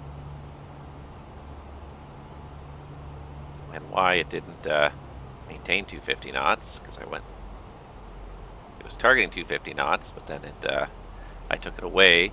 I took away the speed restriction fix by putting it in heading mode. So there's 250 selected. 201, checking in flight level 356. Avianca 201, New At York, this Roger, point, radar contact. we can clear this out. We might as well just activate approach phase on the performance page now because we're going to be JetBlue 226, descend to 4,000. descend 4,000, JetBlue 226. Ground jet 33 kilo, descend to 10,000. The Philly altimeter is 3047. 4,000 feet set. I'm going to do it as a VS initially at a VS minus Ground jet 33 kilo. 1,000. Let's see what it comes up with for level off point. Oh yeah. That's fine. 1,000 feet per minute is more than fine. How are we doing here? The TAT is +9. We're still, it's warm down there. American 210, I don't think you're in my airspace. Say your position.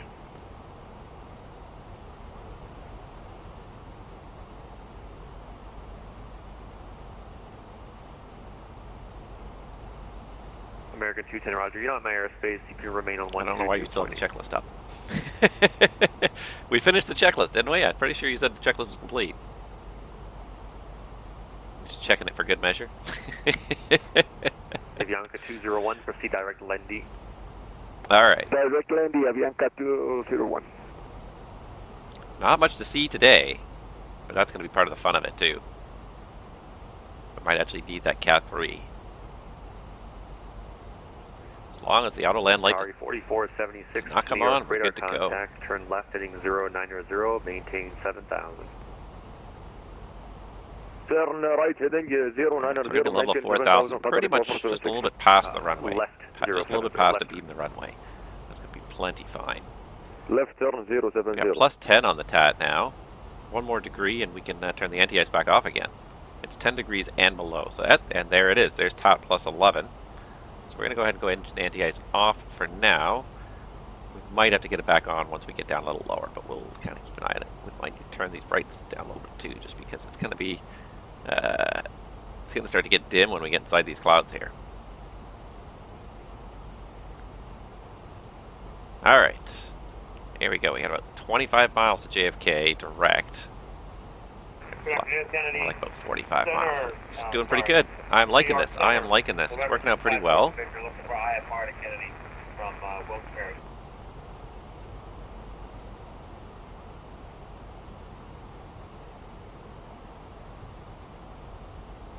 November 6542 Victor, Roger. Are you able flight level 190 in the aircraft? Sure, 190.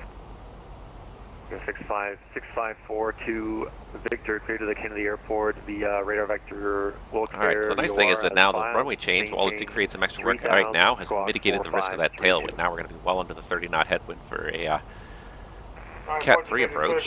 BOR, that's 3,4532 at the box. Fort Victor, not ready for that. Roger, runway, taxi runway 4, advise ready for departure. Runway 4, will do. Atari 4476, turn left heading 040, maintain 17,000.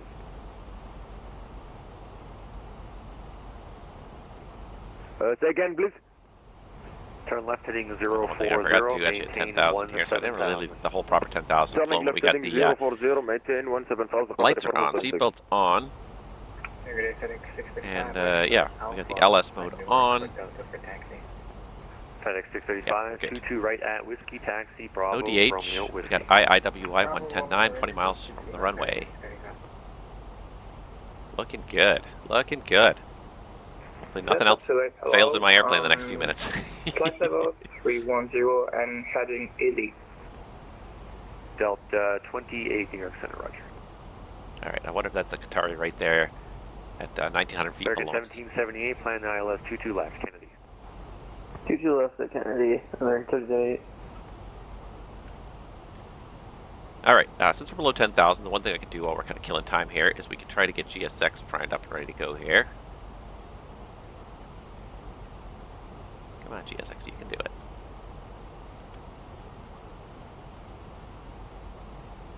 Ugh, I had the same problem earlier.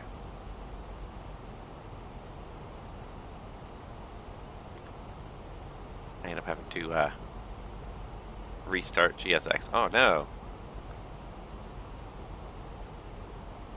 It's gone all together. That's weird. That's weird. Okay. Let's see if I can do this here. Let's see if I can start it again here. Okay. Come on, GSX. You can do it. I believe in you. Nope. Apparently not. Apparently you can't do it. I might have to do a self-marshal onto the gate. Oh, that'll be disappointing.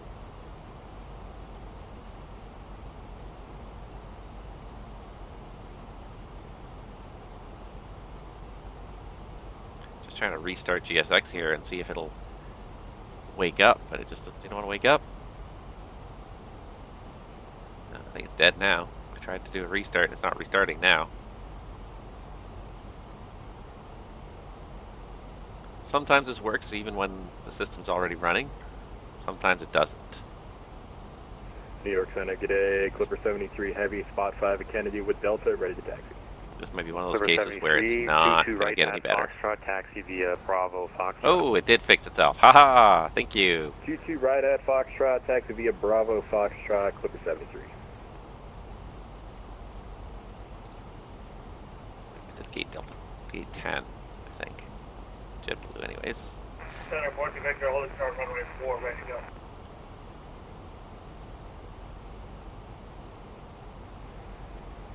Victor. Right, Navigraph, you really do just steal all of the Sim's resources, don't you? Takeoff, runway 4, 42 Victor. Wow. It went so far in that time because it took so long to load. Let's do this. Let's hide you.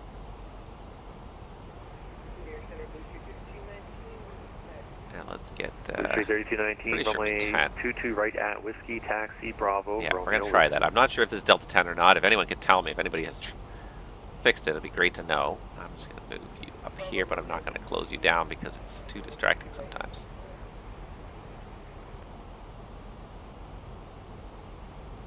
There we go, something like that. All right, that's 4476, turn left heading 010. 4400 is sending 4000. Left heading 010, Qatar 4476.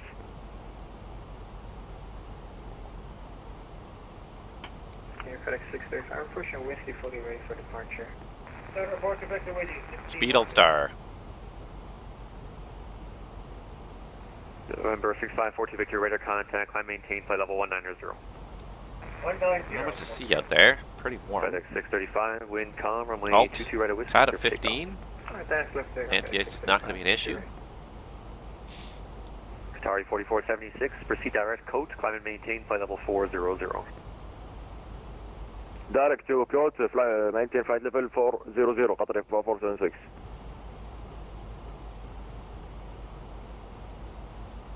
Alright, 5 more miles. This guy's going to probably turn us here.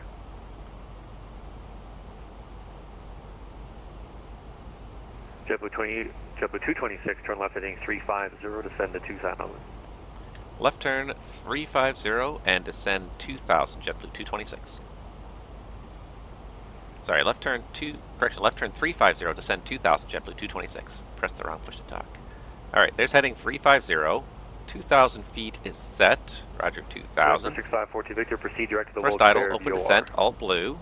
This guy hasn't given me any speed restrictions, so I'm going to also bring the speed back to speed 220. Good afternoon, 1373 Quebec 380 in Westminster.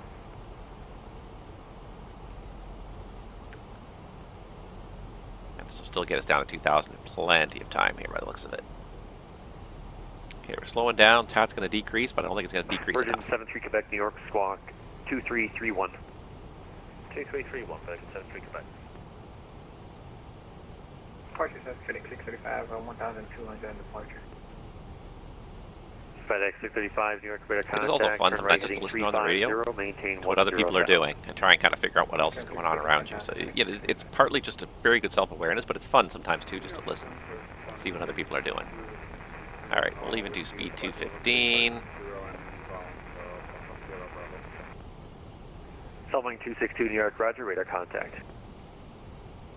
I killed this pressurization page because it keeps coming up and I don't know why.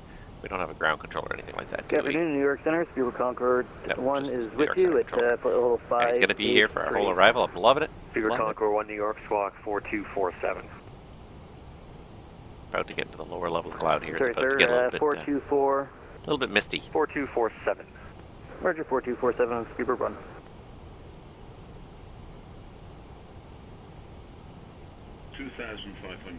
Radar altimeter alive. Thank you.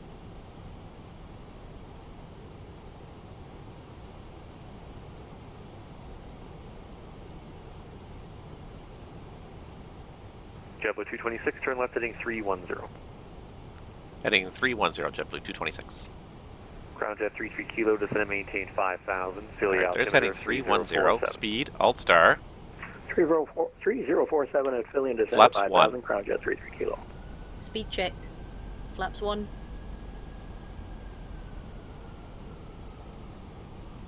Virgin, Century, Quebec, radar contact, maintain flight level Alt. 380.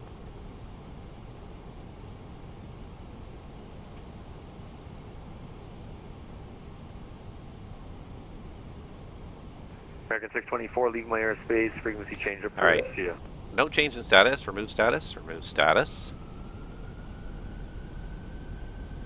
228, American 624, good night, sir. Yeah. All right. I'll take a direct Rosley radial in. FedEx 635, climb and maintain 17,000. 17,000, FedEx. Direct Rosley radial in. There's nav blue. Nav disarmed. Selecting 4247, requesting permission to begin deceleration and descent for Owens.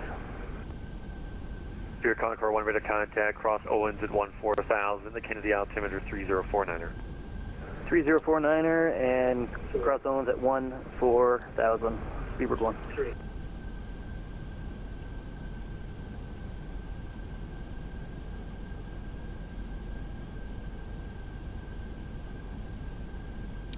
I think I'll make sure we're stabilized early November because 6542 Victor, we're proceed doing such direct a to low visibility Lendy. approach today.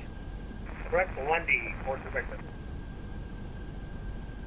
Avianca 201. Even though I can't see any of the scenery out there, simulator's trying to render it, so it's getting pretty, starting to get a little choppier here as we look around now. Avianca 201. Hesitation every so often now.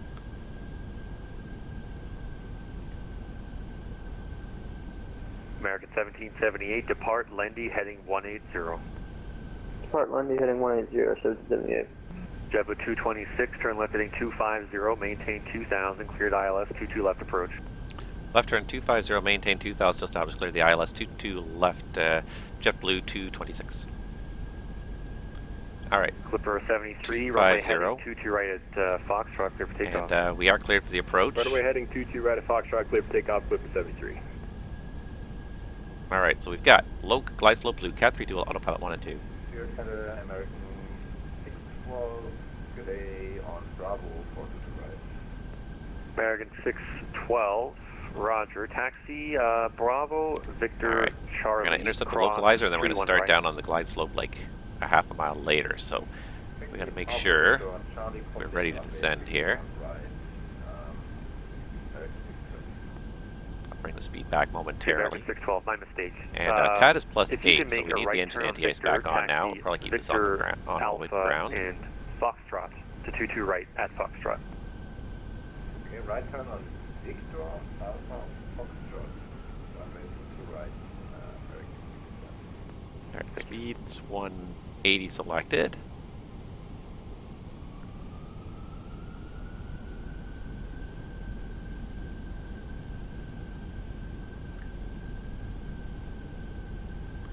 He hasn't given us the RVRs, but it is mile and a half visibility supposedly, so we shouldn't have to.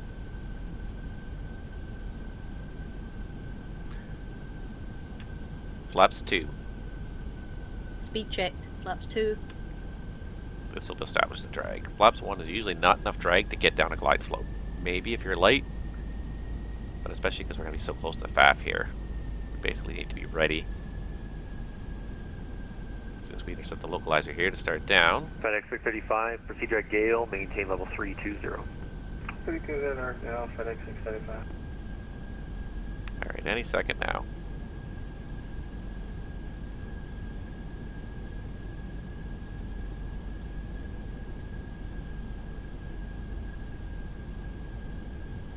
American 1778, descend and maintain 1-6000, the Kennedy There's altimeter Lodestar. is 3047. 304000, descend and maintain 16,000, American 778.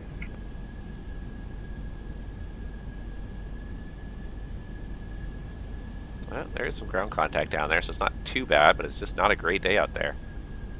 Clipper 73, New York departure, radar contact, maintain 7000. 7,000, Clipper 73. Clipper 73, passing 2000, turn left heading 090.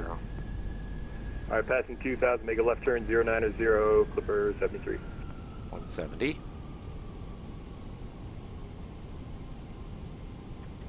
Gear down. Gear down. Company 4476, leaving the cockpit for 2 minutes. Lights Lodestar. 22 left, clear to land. Cabin crew blocked. be seated for landing. 7226, wind calm, 22 left, clear to land. Alright, winds calm, clear to land at Blue 226, thanks. Clipper 73, Clear to continue land. left turn heading 040. Alpo. 040 for Clipper 73. American 1778, Alright, descend and speed's maintain managed. 1-3000. Flap 3. 13,000, American Speed 778. checked. Flaps 3. Delta 28, leaving my airspace, Boston is offline, frequency change approved.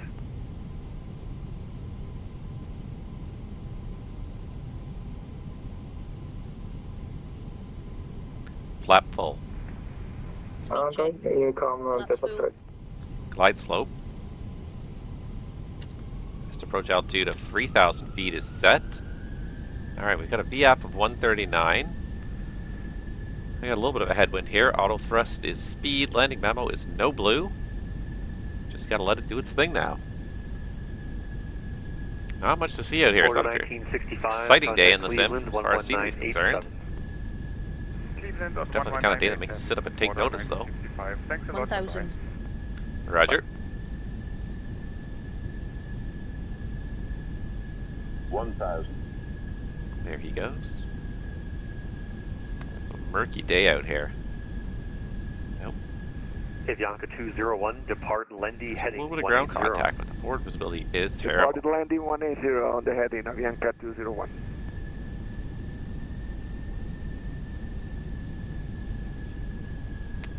Wait to see this airport out here. Wow. It's a lousy day. And I think it's raining now too, isn't it? That's not helping either. It's raining now. Crown Jet 33 Kilo, turn right heading 270. Right heading 270, Crown Jet 33. Wow. Cat 1 would have been dicey on this. Blue Street 3219, wind calm, 22 right at Whiskey, clear for takeoff. 500. Alright, stable. American 612, 22 right at Approach Foxtrot, lights. line up and wait. Next 612, to the right at Foxtrot, slide up and wait. Not a great day out here. Ooh, murky. Land.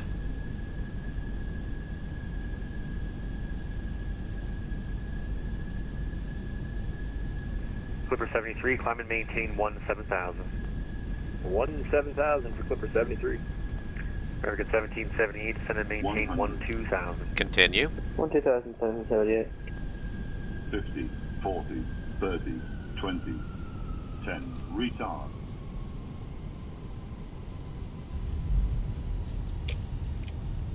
American 612, fly runway heading, runway 22 right at Spoilers. Foxtrot, Reverse clear for green. takeoff. Decel. Runway heading to the right, clear for takeoff, American 612. Version 73, Quebec, leaving my airspace, Washington Center. Manual brakes. Frequency changes approved. Autopilot's 70 off. knots. Uniform Version 73, Quebec, thank you, bye-bye. Bye-bye. Sunwing 262, leaving my airspace, Washington Center is offline, frequency change approved. That was an approach almost down to minimums. Cat 3 certainly made it easier. The AUTOLAND made it easier.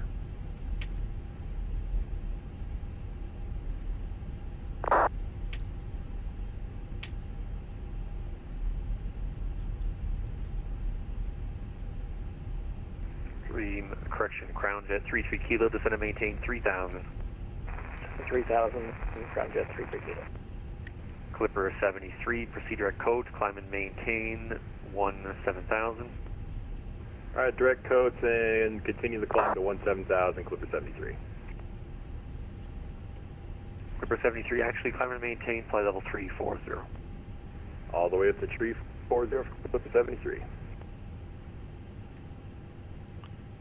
JetBlue 226, clear on Juliet. JetBlue 226, taxi Juliet, right turn on Bravo to the ramp, cross 22 right. Alright, Juliet Bravo, cleared to cross runway 22 right, going to the Foxtrot entry, JetBlue 226, thanks.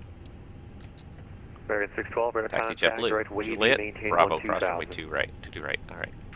Can I maintain 12,000? So straight ahead on Juliet. Avionics 201, descend and maintain 3000, Kennedy altimeter 3047. Spoilers, which signals the FO to do the after landing check. Avianca 201. American 1778, descend and maintain 8000. Descend and maintain 8000, American 778. Crown Jet 33 Kilo. Alright, we made it. Left, Woo. 180. That was a low visibility approach. I haven't done a low visibility approach like that in the sim in a long time. It always seems to be VFR, but not today. November 6542, the noisiest plan the ILS 22 left at Kennedy. windshield wipers in the world. 22 left at Kennedy, Fort Victor.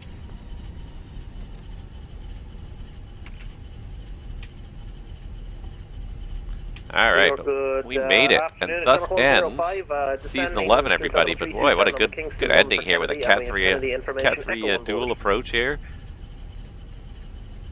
Should have actually requested the Cat 3 from land to fly it. Squawk 4210. 4210, Shamrock 105. Until the captain has turned off the seatbelt sign. Alright, here comes 22 right.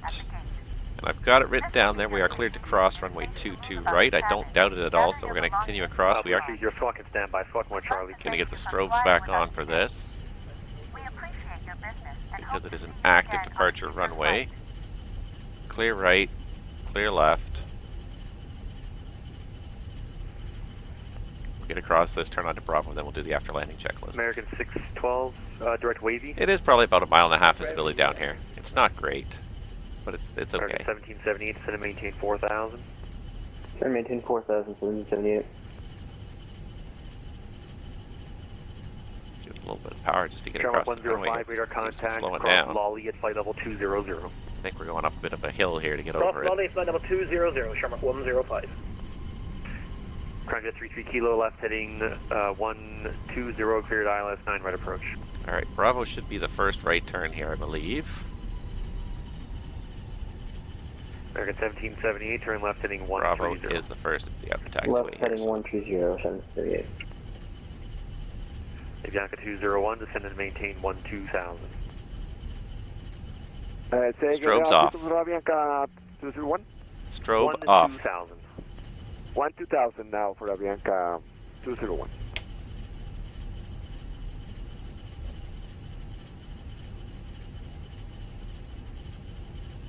There's definitely a few other airplanes hanging out here today.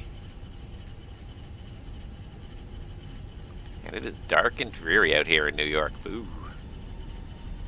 Alright, so now we just got to get up to Foxtrot here. And into the gate. Got the AP running already. It is 6 degrees, so we'll leave the NTAs on until we get to the gate. Yeah, I'm just kind of taking it slow just to make sure I don't miss any turns because it is a little bit 612, climb and maintain flight level 230. a little bit lower visibility anyways. Climb and maintain flight level 230. Crown Jet 33 Kilo, wind calm, 9 right, clear to land. I see one guy over there.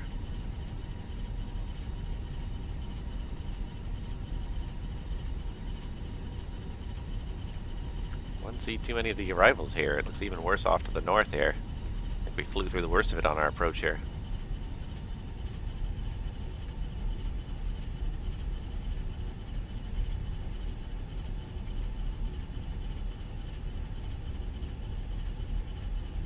I never did do this. After landing checklist.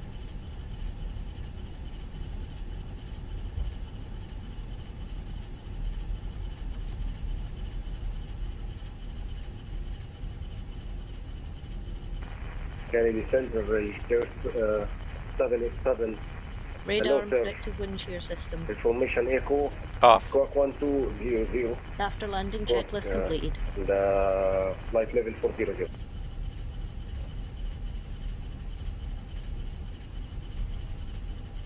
Air 787, New York, Squawk 4204. Alright, Foxtrot, I believe, should be the next taxiway up here. Squawk 4204. The one thing I want to do as well, just to see if I pick the right gate here. In American 778, we just had the same issue, so just get a radio check again. Yeah, you're still good, American. Descend to 4,000. Perfect, yeah, I think that's the right one. D10. Love it. Send to That's about where it should be anyways. American 778. Avianca 201, descend and maintain 8,000. 8,000 for Avianca 201. November 6542 It's a Victor. useful little tool sometimes, especially when you just don't know with GSX or with a custom machinery, like how things have been labeled, because they just label gate, you know, 1, 2, 3, 4, 5, 6, 7, 8, 9, 10, add all the different terminals. They don't assign each terminal a different gate number, and Air 787, New York, radar contact. it makes sense on a certain level. Like if you know which terminal you're going to, you're going to get the right gate at that terminal. But just for sake of unambiguity, it would almost make sense to assign a unique code to each gate at the airport, each parking space at the airport. Alright, so this is Foxtrot. This is where we're going to enter the apron here. Avianca 201, descend and maintain 4,000.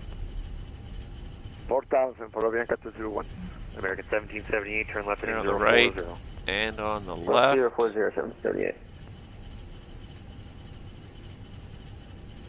Beaver Concord 1, cross Cameron at 9,000, Kennedy altimeter 3046. Roger 3046 and cross Cameron at 9,000, Super Concord 1. Oh, I closed my Navigraph charts. Ah, I'm such a fool. Because now what's going to happen, it's going to kill the sim while I try to open them again. See? Just kill the sim.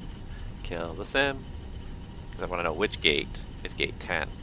I can't read that well from here. Oh my god. Shark 105, radar contact lost. I think you're back now. Yeah, apologies, sir. I just had some issues. I think it was loading in New York there, but we're back now. Shark 105. Roger. New York Center, scanner 980 inbound Yoda. Scandinavia 980 New York, cross the Lolly at 14, flight 12, level 11, 10. Process Lolly for level 14, 12, 11. And oh, actually it does have paint on the ground, so it's actually pretty easy to see here. Good. Alright, so looks like we got a marshaller in sight. Taxi lights off. Engine anti-ice can come off. Radar predictive wind shear off. The brake accumulator's good. November 6542 Victor, descend and maintain And 1 the to 3,000, the Kennedy available. altimeter 3046. 13,000, 3043, Port Victor. 3046. 3046, Port Victor. Avianca 201, turn left heading 090. Left 090, Avianca 201. Alright, we're almost there. Gotta get this big American beast 612 leaving my airspace. onto the gate Washington here. centers offline, frequency change approved. Boy, she's a very dreary afternoon in New York, though. Holy moly.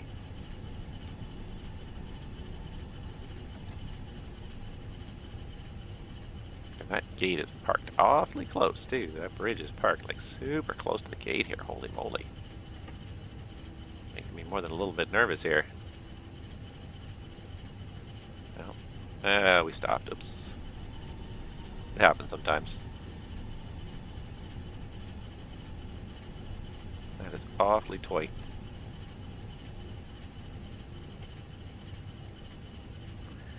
Alright. At the gate. Parking brake is good. Wipers off. APU's on. We can go ahead and go engine 2 off. Kill the seatbelt sign. Wait for the power upheaval. Engine 1 off. Remember to submit your flight, thank you. Alright, that looks good. Let's go ahead and get beacon off. And Phoenix GSX should get us. Avianca 201, the bridge and everything else. 090. Avianca 201, thank you. Turn left heading 040. Why is the bridge not moving? 040 now, 201. Why is the bridge not moving?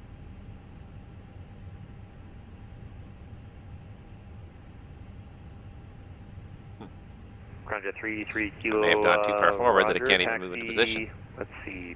Papa, Tango to the ramp, cross 9 left. There we go. Tap the jetway button one more time. Now it seems to be aligning itself and doing a better job there. Perfect. While that's doing that, I'm going to go ahead and up front. Make sure all the slides were disarmed and they open the cabin door before they even get the thing over there. Love it. 250 knots, Lindy. Apologies, flight level 190 and 250. She'd already did all this. There's external power. It's all good. Parking checklist. Parking brake or chocks. Set. Avianca heading 040. Set. Shift Air 787, descend and maintain Engines. flight level 350. Off. Descending maintain, White flight level lights. 250, shift Air 787. Off. 350. Fuel pumps. Correction, 350, Off. shift Air 787. Parking checklist completed.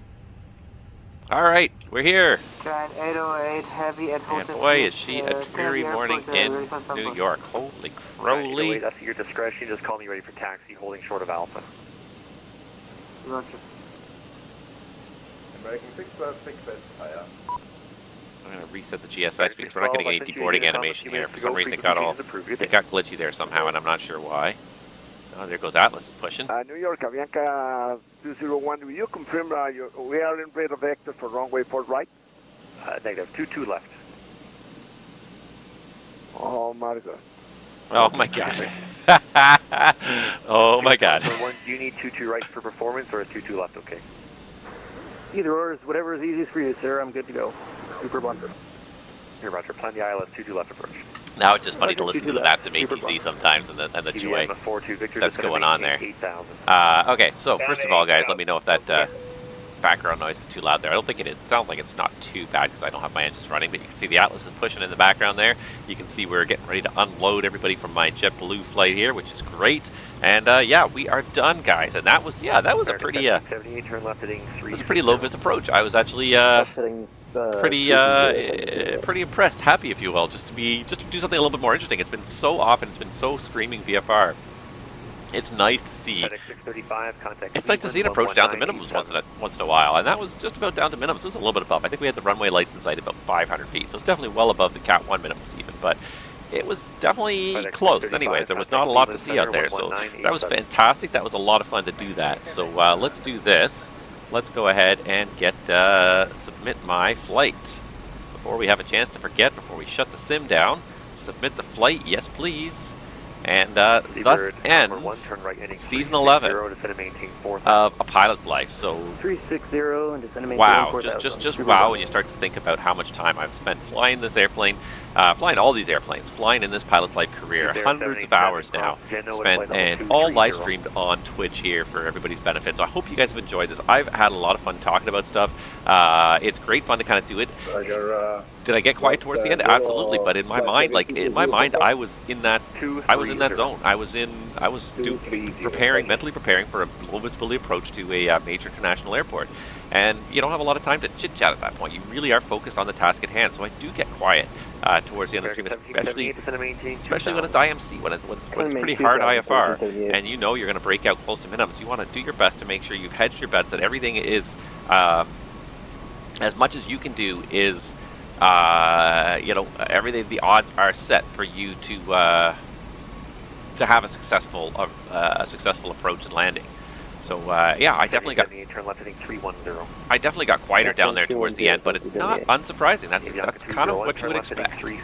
So yeah. Anyways, what a fun last flight though. It kind of was interesting. The failures weren't too bad. The bleed air really didn't do too much when it had failed, but it's nice and busy here. We got VATSIM ATC. We got low visibility approach in. What a great ending to season 11. So thank you guys so much for joining me. I hope you've had a lot of fun. Yeah, let's just have a quick look here. But yeah, that basically concludes season 11. We have now done 302 hours of flying live on Twitch, all here for A Pilot's Life. 119 flights in total. Tons and tons of videos, tons and tons of stuff talked about, learned. I've learned some lessons the hard way about the sim, about flying. these various airplanes, some of which I know, some of which I don't. So you know, I've learned as well, and that's part of the fun. But now we get the fun of generating a new schedule too. And I find this to be one of the most entertaining parts almost of a pilot's life. Like I am so eager to try and generate this. So I don't want to do long haul flights, but I definitely do want to do short, medium haul flights. Airline hubs all. Shamrock 105. Round trips from the hubs. Yeah, let's see what happens if I generate some flights like this, and you get some interesting collections of flights. You get Cabo, you get LA to Cabo, Cabo back to LA. But see, the trouble is like these are not round trips from hubs. So let's do random continued trips. That seems to be the best one I like, where you're constantly like landing at one airport, taking off the next one. So New York, Portland. Oh, that's a long one. Portland back to New York. New York to Georgetown and Guyana, back to New York. Cancun, lots and lots of long flights. These mileages are way too long for me, so you just hit regenerate again and try again. West Palm, Kennedy, Cabo, Los Caballeros, Dominican, Dominican back to Newark, Newark to Los Angeles to Las Vegas. See, and some of these are long flights, some of them, but they're interspersed with some shorter ones. I think it's too many overall long flights. I'm really, like, the sweet spot is about 1,000 miles. If I do short haul, though, it ends up being very short and very few airports you actually get. So, you know, I think the short to medium is 500 miles. The limit is very low. So you get Fort Lauderdale to Cancun, Cancun, Fort Lauderdale, Mobay, Fort Lauderdale. And you very much, because Fort Lauderdale's 700 miles from New York, 1,000 miles from New York, you never even get to New York, really. So it's very repetitive there. I don't think you're going to find very good schedules if you only do the short hauls. You really want to do the long hauls to get some good schedules. Or not the long hauls, but at least the medium hauls. I think I would love it if it was, instead of check boxes, if it was a slider. You know, minimum, maximum flight length or something like that, or even just maximum flight length. And we could do, like I said, like about 1,000, 1,200 miles. But once you start to get up to 2,000 miles, and I think the transition from medium to long haul happens at like 2,500 miles. 2,000, 2,500 is way too long for streaming. This is actually a good one here. Raleigh, Durham to Cancun, Cancun, Fort Lauderdale, Windsor Locks, Fort Lauderdale, LaGuardia. A lot of Fort Lauderdale in here.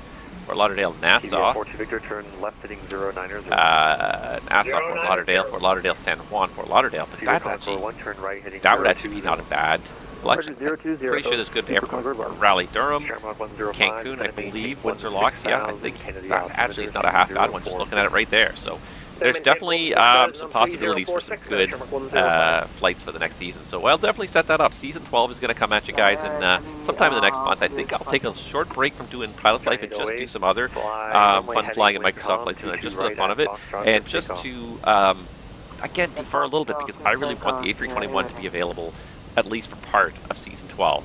And as of late, Fenix has not done much. Fenix is not that they haven't done much. They haven't talked about much yet in a while here. I've got their Discord up here, but they haven't really said anything much. About 2 weeks ago, they had an announcement that said that they were on the beta of the Block 2 with the IAE engines. Shamrock 105, descend and maintain 1 to 3,000. We'll have a full report soon. They sent 11 screenshots, and they said, yeah, it's kind of coming along, but it's definitely not done yet. And that was the last thing they said.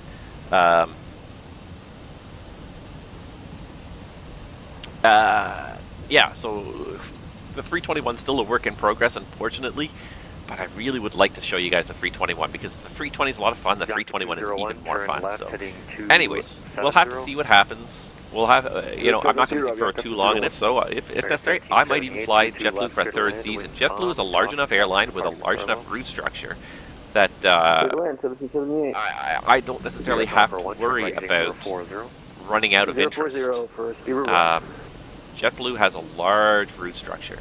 So, you know, I won't end up flying the same airports over and over again. It's generally, it's been an unwritten tradition that every 2 seasons I change airlines.